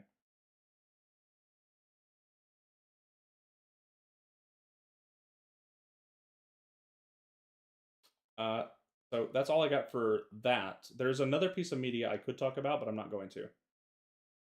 Because I want Fern here for it. You alive? Yeah, I'm periodically muting my mic when my sinuses get out of control. Oh, okay. I heard the clip like it sounded like your mic came unplugged. I didn't know if that was you muting it or if something was wrong. No, I'm still wrestling with this illness, so hopefully it'll be over soon. This is just the mundane part that follows getting the coof, where you've got all the regular head cold symptoms, except they're rather clingy and don't want to go away. Yeah. And Sumeru is also where Paimon really starts to stop being Paimon. Well, no, she never stops being Paimon. But they figure out how to use Paimon better. So she actually contributes to the story instead of just making you feel vaguely embarrassed every time she speaks. Yeah, she still has Paimon moments. I don't think they'll ever get rid of the Paimon moments. They're kind of, at this point, a signature of the Paimon experience, as it were. But they've gotten better at strategically using them, even if some of them still don't land. But most of them work. Paimon's always going to be there's food and there's money. Well, the question is really: is there an explanation for Paimon in the offing? Because Paimon is an existence that has no explanation, and nobody seems to think she's unusual. It is getting more and more conspicuous that characters don't bring up Paimon, and that in and of itself seems to be. I don't know yet, because Sumeru is the first time they've really got the story under their feet, and they already had a lot setting up and going with the Sumeru story. That I don't know if they had time for Paimon. But Paimon's origins and what the heck she is still hasn't really been addressed. And one of the things that there's a bunch of spoilers that could maybe relate to Paimon near the end of the story, when you finally get to sit down and have a one-on-one with Nahida and just ask her a whole bunch of questions. They set up things that could pertain to Paimon, but they may not. They may pertain to something else entirely. And the fact that the Traveler just accepts Paimon's existence as that's normal is odd. But there's a lot of things about the Sumeru story that call into question the Traveler's reliability as an observer of the universe and a point of view of the story. Because you'll remember before, I mentioned that adults in Sumeru don't dream. And dreams play a bigger role in this world's functionality and the laws of it than we initially assumed. Well, it's because nobody talks about dreams at any other point. Yeah, it's not established until Sumeru. But a whole lot of the end of the story is setting up with the protagonist wondering why her perception of the world stays a little bit different than everybody else's, we'll say, without spoiling anything. Well, so is Fischl's, but that doesn't mean she's a bad person. Yeah, it is clearly not a case of the protagonist being insane. Lumine's still got her wits together. It's just she literally perceives things about the world differently. I wonder if we'll ever get a full explanation of Fischl. I think she had an event. I don't know if it fully answered what the heck Oz is, but I think it hinted towards it. But we'll never know because Genshin would never have an event archive. Yeah. If Genshin does two things, one of them it just needs to keep doing. If it keeps up the clip of storytelling that it did in Sumeru and continues to improve, and just maintain that level of storytelling because that was really good, then we'll be set for a story in this game, and I'll be happy to keep going with it. And if they ever consider just being a bit more generous, I'm not asking for full Honkai Star Rail here, although that would certainly be nice, MiHoYo. I am. Like, Honkai Star Rail is not terribly generous insofar as gachas generally are concerned. It looks incredibly generous relative to its very close cousin. Yeah, the thing that it bounced off of to launch to where it is, that's still running and being run by the same parent company. Yeah. Like, if it was just a bit more generous, the story alone in Sumeru would be enough to keep me interested, and we would at least reach FGO main story hanging on tier after the Sumeru story, because they finally figured it out. It took them a while. Good lord, did it take them a while. But finally, I understand why people are saying the Genshin story gets good. I'm not going to call it the greatest story of all time in the world. But the thing is, I don't expect the greatest story from any given game. I just want to be engaged, you know? Yeah. There are nits I could pick all day with it if I really wanted to. I could be fairly nitpicky with it. Yeah, I could be that guy for it pretty easily, and say how I wish that the other thing was done differently, and how this could have been done better, and so on, in armchair write the whole thing. But the fact of the matter is, I just had to slog through 3 regions where the dragon was mean, and then he was nice.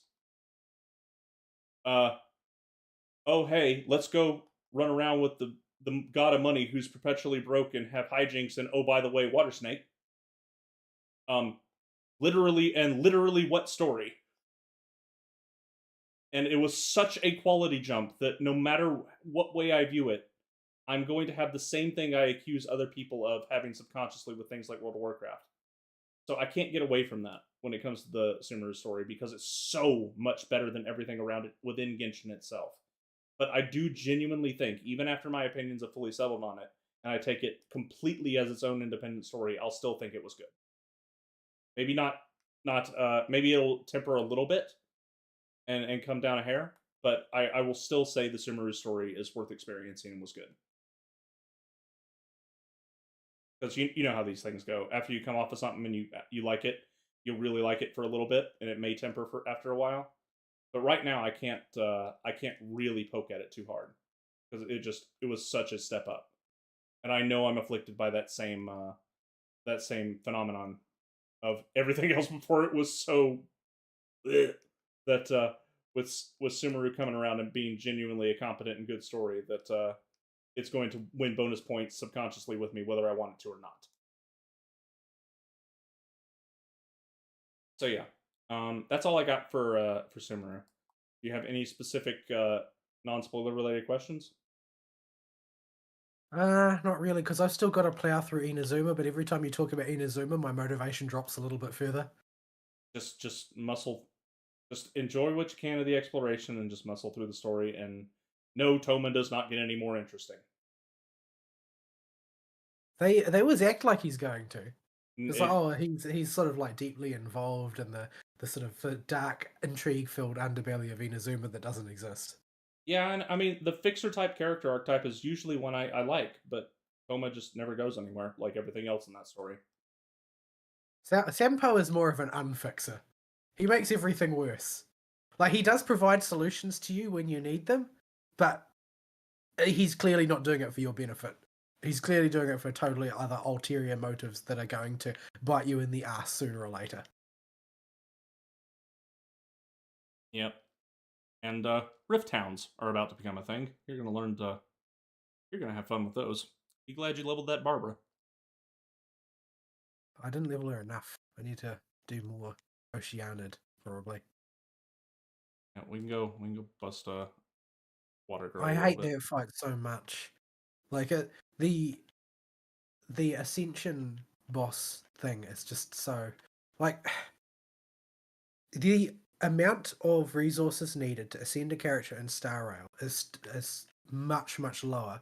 It's obtained through the same way, a method, right?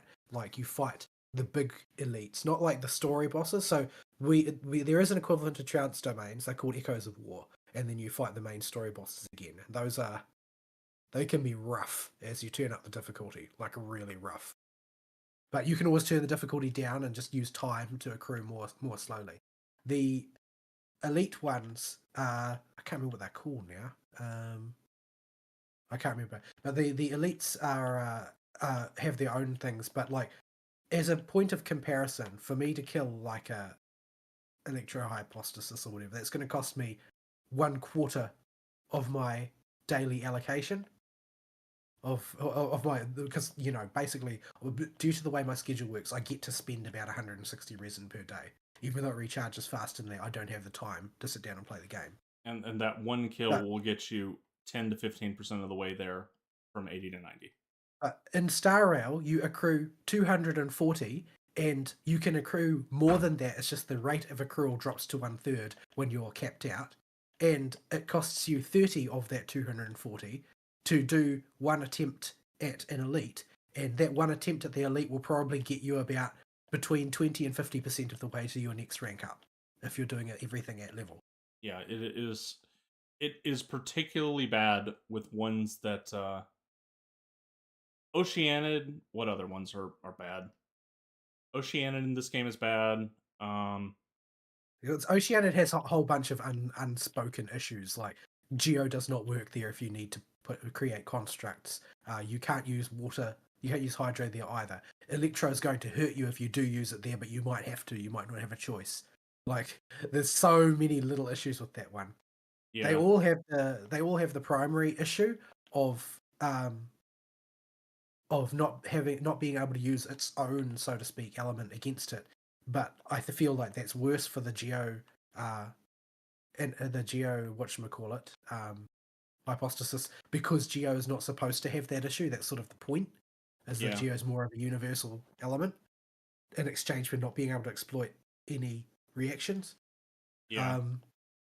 The in Sumeru and onwards, I think in Inazuma as well, barring the hypostasis that's there. Actually, the Dendro hypostasis in Sumeru requires a Dendro character. I see. Well, I mean, it was clear that they were going that way when they put like the Primo Geovashap in. Mm-hmm. Yeah, where you have to have Geo. You pretty much have to have Geo there in order to make the fight go the way it's supposed to, which makes sense because it's a Geo monster that gives Geo upgrades for Geo characters for the most part. I mean, you can get a variety of different elemental gems off of him, but it's pretty obvious he's a Geo boss. Yeah, and they continue this trend through the rest of them. They get less restrictive with it in Fontaine. The boss I had to kill to get Navia's Ascension materials, even if your Navia is under-leveled, is still useful in making that fight way easier, because they have a phase in the fight where they start doing part of their dance, where they twirl around, cover a huge area in Frost AoE with Anemo to aid it to spread it out more, and you can interrupt it by hitting it 3 times with... in Fontaine, they have 2 different charges that you can apply to your character or your attacks. And the Fontaine characters, for the most part, one of either their burst or their skill will come with a set affix for one of these 2 types that it has a chance to trigger. And for the Arco thing, the Numa Usia. Yeah. So so for Navia's boss, her skill will 50% of the time cause a little blue sword to pop out. I think that's the Ossia one. Yeah, Ossia line Geo damage will occasionally be dealt. It's about 50% chance. And if you can bop them with this thing 3 times while this relatively long phase is going on, so you'll have plenty of time to recharge your shots, you'll completely interrupt the phase and stun them, and they'll take bonus damage. You can kill the boss faster. You don't have to interrupt it. It is not the most lethal mechanic in the world. It's just very obnoxious, because for 3 whole loops, you have to dodge the attacks and try and squeeze damage through a shield where you can, and shoot the shield through every one of the 3 loops. But if you have the character that boss is needed for, you can bust that whole phase out and turn it from a bit of damage downtime into a damage opportunity. So, but it doesn't stop you from beating the boss either. If you don't want to go that route, you can just deal with the attack. It's not a fun attack to deal with, but you can do it.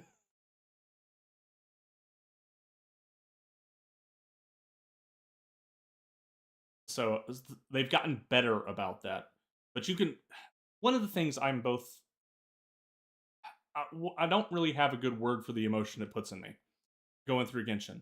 I'm only now starting to hit the point where they started to figure it out. But you can clearly see when they started, they had no clue what they were doing. Well, I mean, their last big game was Honkai 3rd. It's like, as far as the story goes in that one, from what I've heard, it's more or less like visual novel fare. There's no gameplay story integration required. Yeah. Yeah, and they do that a lot better in Sumeru as well. The way they actually have start experimenting with perspective switches in that story, where you're not controlling your party and Lumine the whole time. Now, you don't really get to do anything with Nilou when you control her, but they're okay with they've demonstrated in the very finale, like, everybody's got to have a role for the finale so that no character feels irrelevant, which is a good thing. This includes Nilou, who is the dancer airhead that runs the theater underneath Harvard. And the Redditors don't like her because she's performing the arts, and the arts are not intellectual. And Nilou just is the cute girl that wants to dance. And so, of course, she has to find a way to squeeze a dance somewhere in the finale. And you actually cut completely away from Lumine and Paimon and their antics up in the finale to go just follow Nilou to take her to her spot where she's going to do her dance. You don't do anything. It's actually like in particularly in Shansho Lofu, it's actually pretty common for you to switch perspective and play as Donaheng for a while. Yeah. So this is clearly something Hoyo is becoming more comfortable with in general, but this is the first time in Genshin I've seen them even hint at doing this. Like, this just has not happened before until the finale of Sumeru.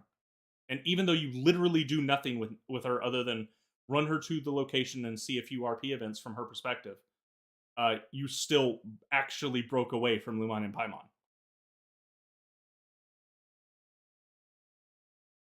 And I think the interesting thing about what they do in Star Rail is that not only do you have the opportunity to play as Donaheng, but you have the opportunity to talk to Trailblazer as Donaheng. And you sort of see main characters, it's like his impression of the main character, and his impression of the main character is like you try and talk to you, in a sense, as Donaheng, and his sort of like internal monologue commentary is that she never really seems to open up to anybody. She's refusing to speak. I see. That's interesting. Oh, that reminds me. In the Sumeru story, another big point in its favor. Lumine isn't just a blank slate anymore. Lumine now has a full personality. Her internal monologue throughout all of Sumeru and its interlude is significantly higher than it has been in the past. Like, by several orders of magnitude higher. You will see explicitly really hard. Yeah, like, it's when in 2 chapters, the only thing that you say is, "Can you help me put up some posters?" Yeah. You don't hear her voice very much, but it is significantly more voice lines. But more importantly, throughout the story, in silent speech to herself, Lumine will sit there and go, "Huh, what do I think about this situation? This doesn't make a whole lot of sense. Or this kind of makes sense. I like this theory." She's actually acting like a person. You get to see her full thought process as she's working through the problems that Sumeru is going through. This was a shock when they started doing this, because they start it very abruptly and don't stop the whole way through. and this appears to be a running thing going forward. I don't see a reason for them to stop doing this, because it's not something to do with the Dendro Archon or the Place of Wisdom or anything. It's just suddenly we need to see inside Lumine's head to get an idea of her character. Because she's no longer just a total blank slate. We need her to have a character for the story to work. And so they start building that here by introducing you to her inner monologue and radically upping her voice count lines from like 2 to like at least about, she gets a solid 50 to 100 words in Sumeru that are actually voiced. And about 2,000 times more inner monologue than you're used to.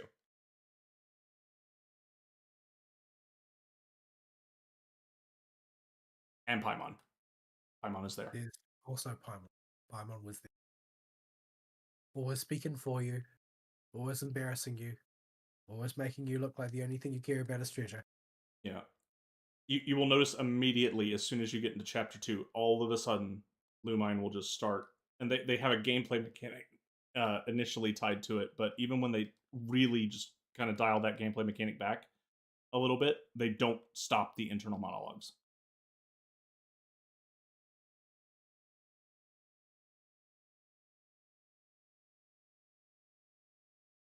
But yeah, solid recommendation for the Sumeru story if you can get there. You got 2 regions of whatever story, 1 region of no story to get through first. But there is a story there. To get through. I've got to do the Veil. I've got to do the Hole. I've got to do. Ugh. The Veil is a short side story. If you just follow the main quest, you can do it in an evening. The Veil is a little bigger than Dragonspine. I couldn't do that anywhere close to an evening, but I haven't. I put the exploration of the Veil completely off and just did the main story and picked up whatever I think they're called Spirit Carp or the Keyless there I found along the way, and solved a few puzzles here and there, but mostly just focused on the main story there, and then resumed back in Sumeru. Yeah, and you do have to do the Hole eventually. The Hole is required for a whole bunch of crap, including the next Ainsliff quest you have to do. The whole story, not very interesting. The Hole was clearly built to be a gameplay place more than a story place. There is a story there, but it's just unoffensive. It's not good. It's not bad. It's just this totally inoffensive little. This is why you're in the Hole. They do build on it a little bit later with the Ainsliff quest, but you have to get there first. But yeah. So yeah, you do have Sumeru to look forward to. You do there is a story in here. They weren't lying. I have found it. It's just really deep in there.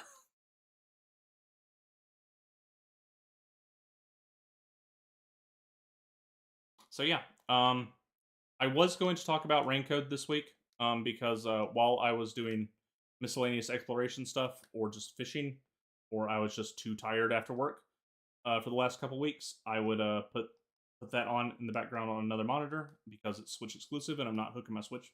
I'm not hooking any consoles back up to my TV if I don't have to. I decided just to watch it on YouTube, especially when I found out most of the game has voice acting, so that's now an option. But because of the nature of that game being what made by the people it's made by, and that being a big reason people even know it exists to begin with, I want Fern here because there needs to be some Dupalupa comparisons, and Fern's the one that played that. So Vol has not played that, so me talking about it now would be kind of a waste. Do it. Like the whole exploration crap is just fatiguing to me. Like, it's like, this place is so ugly, so unspeakably ugly. And I just have to wander around and around and around in it. Really? Come on, leave me alone. Yeah. So yeah, I will endeavor to remember as much as I can about Raincode next week. Because I didn't play it, my memory of it will undoubtedly fade faster. But I generally have good things to say about that piece of media too. So if you want a preview or just a general good recommendation for something, you can check that out. And and take it as I will eventually have a positive recommendation for it. So that's all I got for media.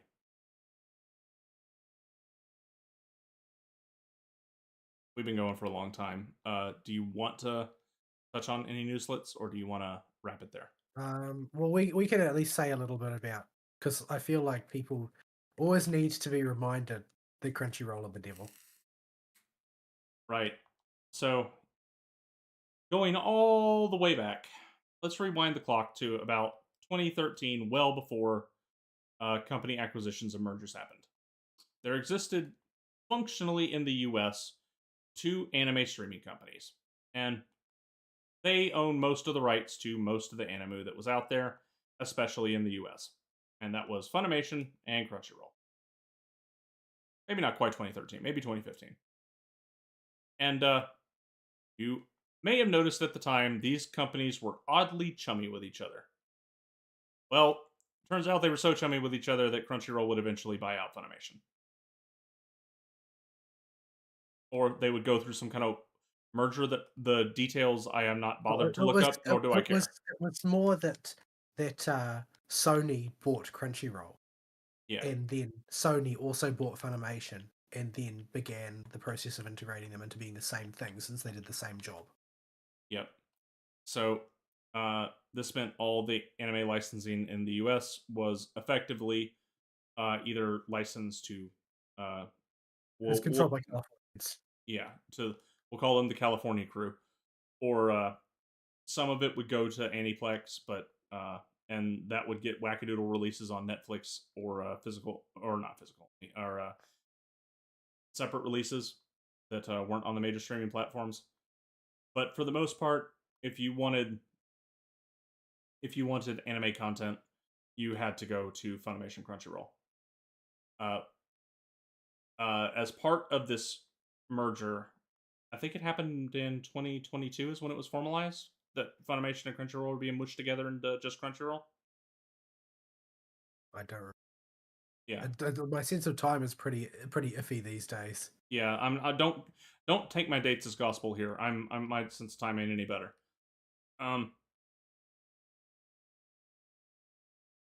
Basically, what happened was I think we were actually told this at the time, but or at least it was strongly implied that basically anything you bought from Funimation digitally is just gonna go poof.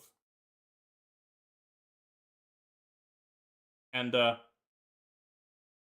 time has come with the Funimation apps and digital purchase libraries just being completely axed entirely, with no plans announced whatsoever that they're going to make any effort to preserve those and honor those old purchases. So if you bought anything on Funimation, digitally specifically, your purchase of that thing is now void. Your license revoked, and you now no longer have access to that product you paid for. Yeah, this is what people were warning about when things started going digital, and everybody's you're just being alarmist. That's not a real issue. I had now a bunch of digital stuff with Funimation because they were selling package deals where you would get the Blu-ray and you would also get the digital copy as a digital archive of the same product. Yep. In case anything should happen to your disc. I guess I don't have any of those anymore. Yep, hope that physical copy is still in good condition. Yeah, I think I got that with my Yu Yu Hakusho Blu-ray set. So I got that from Funimation. But yeah, all that just poof. So yeah, this kind of thing is an inevitability in the digital era. Even Gabe will eventually eat too many cheeseburgers, and Steam will be under new management at some point. Like, you just gotta... It's better if you accept it now, that investing in these digital products is not investing in permanence. You're going to lose everything that you bought digitally sometime within about 30 to 40 years at maximum of you making that purchase. It's not going to be something you can give to your kids. It's not going to be something you can hold on to forever and watch in your old age or replay in your old age or something, like it will be gone. And that 30 to 40 years is the absolute maximum. We're stretching, like, that's Gabe owns Steam level of timeline. More realistically, you're looking at best probably about 10 to 20. And in worst case scenarios, you get pineconed. Never forget. Yeah. So now the California crew own functionally 90%, I'd say, of North American anime distribution and licensing. And they are now one company headed by Crunchyroll, with all the Crunchyroll heads still there. And we all know how that has gone in the past and what they have done to us. Yar har fiddle dee dee. Yeah, it's like I tried my hardest. I really did. I bought lots of Blu-rays. I did everything legit. I had a Crunchyroll subscription back when they, had made promises that they were going to support the industry, as opposed to making High Guardian Spice instead. I had one for well after I stopped paying for them. I gave them the benefit of the doubt. I did everything that you're supposed to do to be a good consumer. And what did it matter in the end? Nothing. Yeah. It's now that they bought out the local distribution in Australasia as well. That's all controlled by Crunchyroll now. Oh, great! It used to be an independent distribution network called Madman, and they did all the distribution for Australasia. But it's been bought out by Crunchyroll now. Everything is way more expensive than it used to be. Ever since they took over, they never do sales anymore or anything like that. It's always at maximum retail price. Like it's been a strict downgrade in every conceivable way. Yep. It's they are Aniplex and a few others are competitors to them on paper. They own such a small share of the market that they might as well have a monopoly. Them being Crunchyroll in this case, owning the monopoly. And they have no incentive whatsoever. And they have obviously nobody at the helm that cares about maintaining goodwill with the customers. Because, remember Pinecone? That, yeah, you're just kind of going to be screwed. I cannot in good conscience tell people to support the industry in any way, shape, or form, especially the Western official release industry right now, just because giving your money to a monopoly is not going to encourage any kind of behavior other than just making them care less and less about what their customers think. So you're not helping the industry by paying a monopoly money. You're just solidifying their hold. And at that point, the best thing I can recommend for you is something that I'm technically not allowed to. Yeah, raise the black flag is all that's really left. I mean, if the IP that you like happens to make good merch, well, you can buy merch, but you can support supporting DVD sales or Blu-ray sales or whatever, or streaming services is just generally a bad idea. And of all companies, Crunchyroll has demonstrated most conclusively that they are a bad steward by releasing bad localization, by providing bad service on their streaming service, by subverting funds to spend on useless, idiotic vanity projects like High Guardian Spice that nobody asked for or wanted or liked. When our local Bob's, our local Bob's has a better streaming client than Crunchyroll does. Not that the bar is terribly high.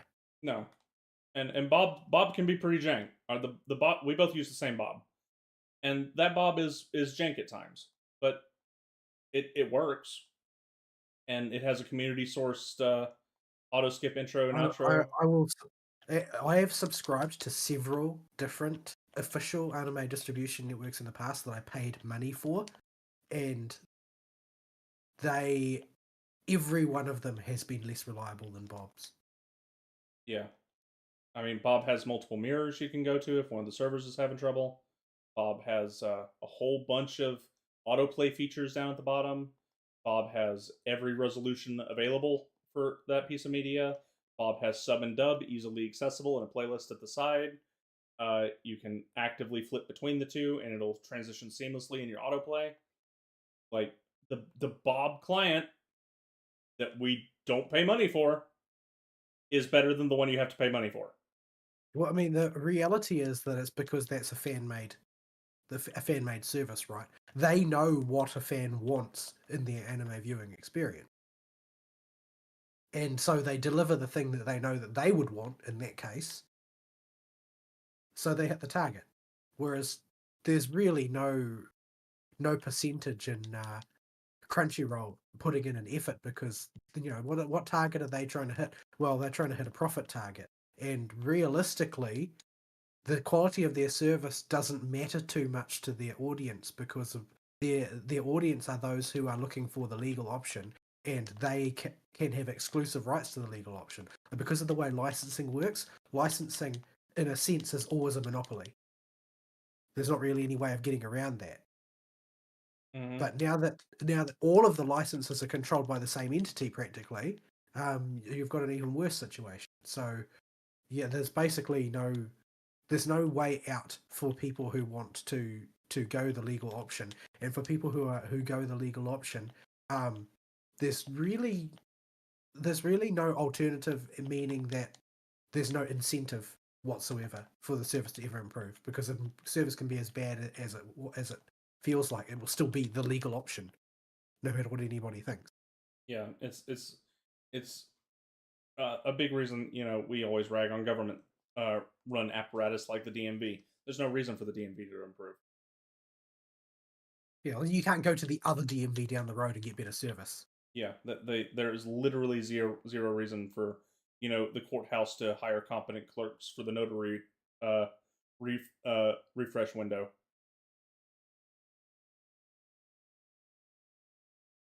And it's a similar boat with this, where there's no other anime distributor or licensor down the road you can go to and watch anime at instead. Especially because they got Sony FU money now. They can just outbid everybody on every single license that comes out. Yeah, to some extent, I feel like we are more or less at the mercy of the Japanese publishers and producers now, because they can still make a difference. They can refuse to play ball with the companies that don't perform well, or the companies that abuse their product by changing the meaning of the script or whatever. Like they can still have an impact on things, but we as customers are sort of constrained not to be able to at this point. The only thing you can do is raise the black flag and remove yourself from the market, but that always just gets used as an excuse not to participate in the market at all. And the contingent at this point will show up to tell you, oh well, you should just learn Japanese, obviously. So well, I mean that's great, but it's not really a prospect for most people, because learning a language takes a long time, and it takes a teacher and a conversational partner to do properly, as we've discussed on a previous show. Never mind that some people just got trouble with languages. Yeah, and it takes time. In the best of situations, it takes time. Yeah. There's no situation where it's going to be a quick process. Yeah, I don't like ever calling anything impossible when it comes to a skill you can learn, but for some people, it is certainly going to take a whole lot longer. Yeah, the older you get, the harder it gets as well. Yeah. Your neuroplasticity just drops, and there's nothing you can do about it. That reversing your dropping neuroplasticity is an impossible situation to resolve. You can't do it. Yeah, like I used to have significantly more aptitude for learning languages when I was younger. I could pick up Spanish pretty easily while I was being taught it in high school. Nowadays, increasing my vocabulary is a pipe dream. Like I would have to sit down and really, really commit to it. Yeah, realistically, once you get old enough, the only way to really learn a language is to immersion. That's pretty much your only option. You've got to go to a place where people only speak that, and you're forced to communicate like that to live. Yeah, it's pretty much the only way. Yeah. So yeah, that's just the way it be now. So it's an unfortunate situation to be in, like a lot of things in our world, where you as an individual have very little power. I know that's a rub. It's a rub with me. I don't like admitting it either whenever I don't have power in something. But you just sometimes the correct action is just not to participate. And I think that is the correct action with the legal in air quotes streaming services right now, because we have no plays on the board right now that we can take as customers. So I can't advise you to do something that'll move the industry in a correct direction other than don't play the game. In this thread, Californians ruining things for other people for no reason yet again. Yeah, like California and the stuff that spawns out of that cesspool, and you can throw Washington in there as well. Like it just never stops. Do it. They just can't help themselves. They know the way the future ought to be, and they're going to force everybody to participate. Yep. So that be the state of the anime industry at the moment. Thankfully, not a whole lot going on in anime that's super interesting at the moment, and neither of us are keen to sit there and chew through the vast majority of the direct around to find the one watchable show to recommend these days. It's not even that we're looking for a good show to recommend us. We're looking for a show that doesn't actually make us cringe or insult our intelligence or whatever. Yeah, like you just finding something that's coherent with a good story and fun characters from start to finish. That's impossible. And even if you do, you're more than likely just going to find a light novel advertisement that'll stop after 1 or 2 seasons, and then that's it.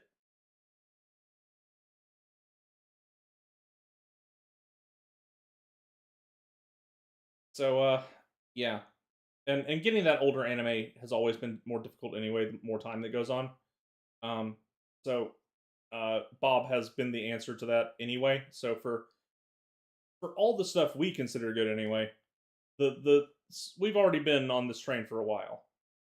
Like Bob has been basically our only option for a good bit now.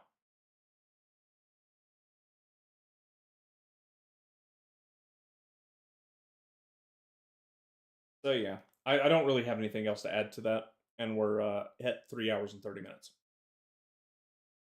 Right, well, we should probably call it there then. Right. I stretched Sumeru talk as long as I possibly could, and I think I overstretched. I think that noodle is well and truly wrapping around the table now. All right, folks. Email topic of the week. Serathis, I know you've been playing Genshin and just got through the main story quest. Do not spoil anything for post Liyue, we'll say, because Fern's still not at Liyue yet. But you can tell us about that and see where your opinions line up with me, because I would like another individual who I am it's at least in my periphery to give an opinion on the stuff I've gone through, because right now I can't trust the Genshin Impact community's opinion on their own game. So seeing how I stack up with them is completely useless. But if you can toss me what you've thought of the story until then, that'll be a more interesting barometer to talk about than if I just compare my opinion to a bunch of crazy people on the internet. Well, if the only information you can get from the Genshin community is what characters in their headcanon are gay/trans. Oh man, it's the only thing they ever think about. At the end of Sumeru, they had another one-upping of the Fujoshi bait characters. They had explicitly 2 Bishonen males, like more than Diluc and Kaya, who are literally roommates. Yeah, that's what Serathis was talking about the other day. Yeah, so and one of them's with you through the whole story of Sumeru, and he's kind of a prick, but because he's an academic, so of course he's a prick. But well, all the Sumeru academics are like that. I call to mind a discussion that we once had about turning bears loose in Congress. It seems that you could probably fix some of Sumeru's problems that way. Yeah, I could get behind that idea. Yeah. I cannot think of a worse institution to run a country than academia, and Sumeru just proves this true through the entirety of its story arc. What about the US government? I don't know. Academia might be even worse. The US government's pretty bad right now. Yeah, but they all had to get through academia first. If you just cut the... Well, the thing is that the Fauci's not an academic. He's a bureaucrat. Like Yeah. in academia, there's going to be some portion of people who are too disconnected from reality to even want to participate in politics. Yeah, it's the ones that do want to participate in politics that are the problem, and there are not that many of them, generally speaking, because politics is boring and gets in the way of academia. Unless you're Sumeru's academics, where they have a solution for that problem. That you don't find out until the end of the story. But is a solution less retarded than Inazuma's solution to the dangling plot threads? It actually makes sense, because you'll hear Tighnari talk about his master and who is one of the higher ups of the academia, and you're wondering where all these nice academics are. There's a reason they don't show up in the main story, and they clarify that at the very end.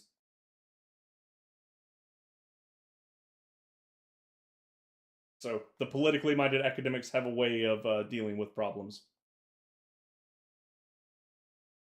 or those that would obstruct them.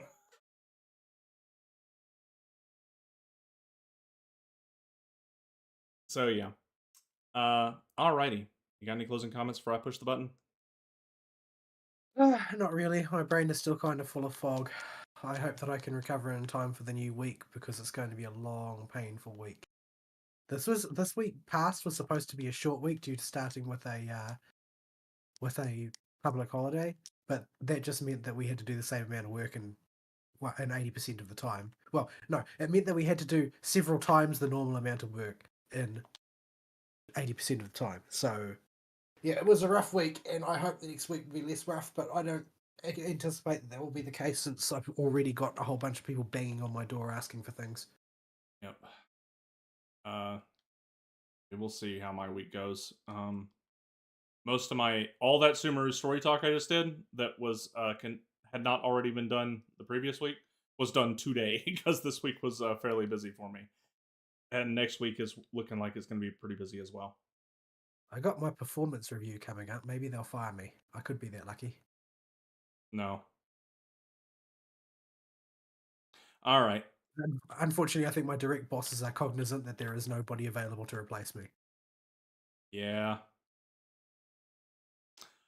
All right, folks. I think we're going to wrap it up there. We will see you next week. Sayonara. Bye-bye.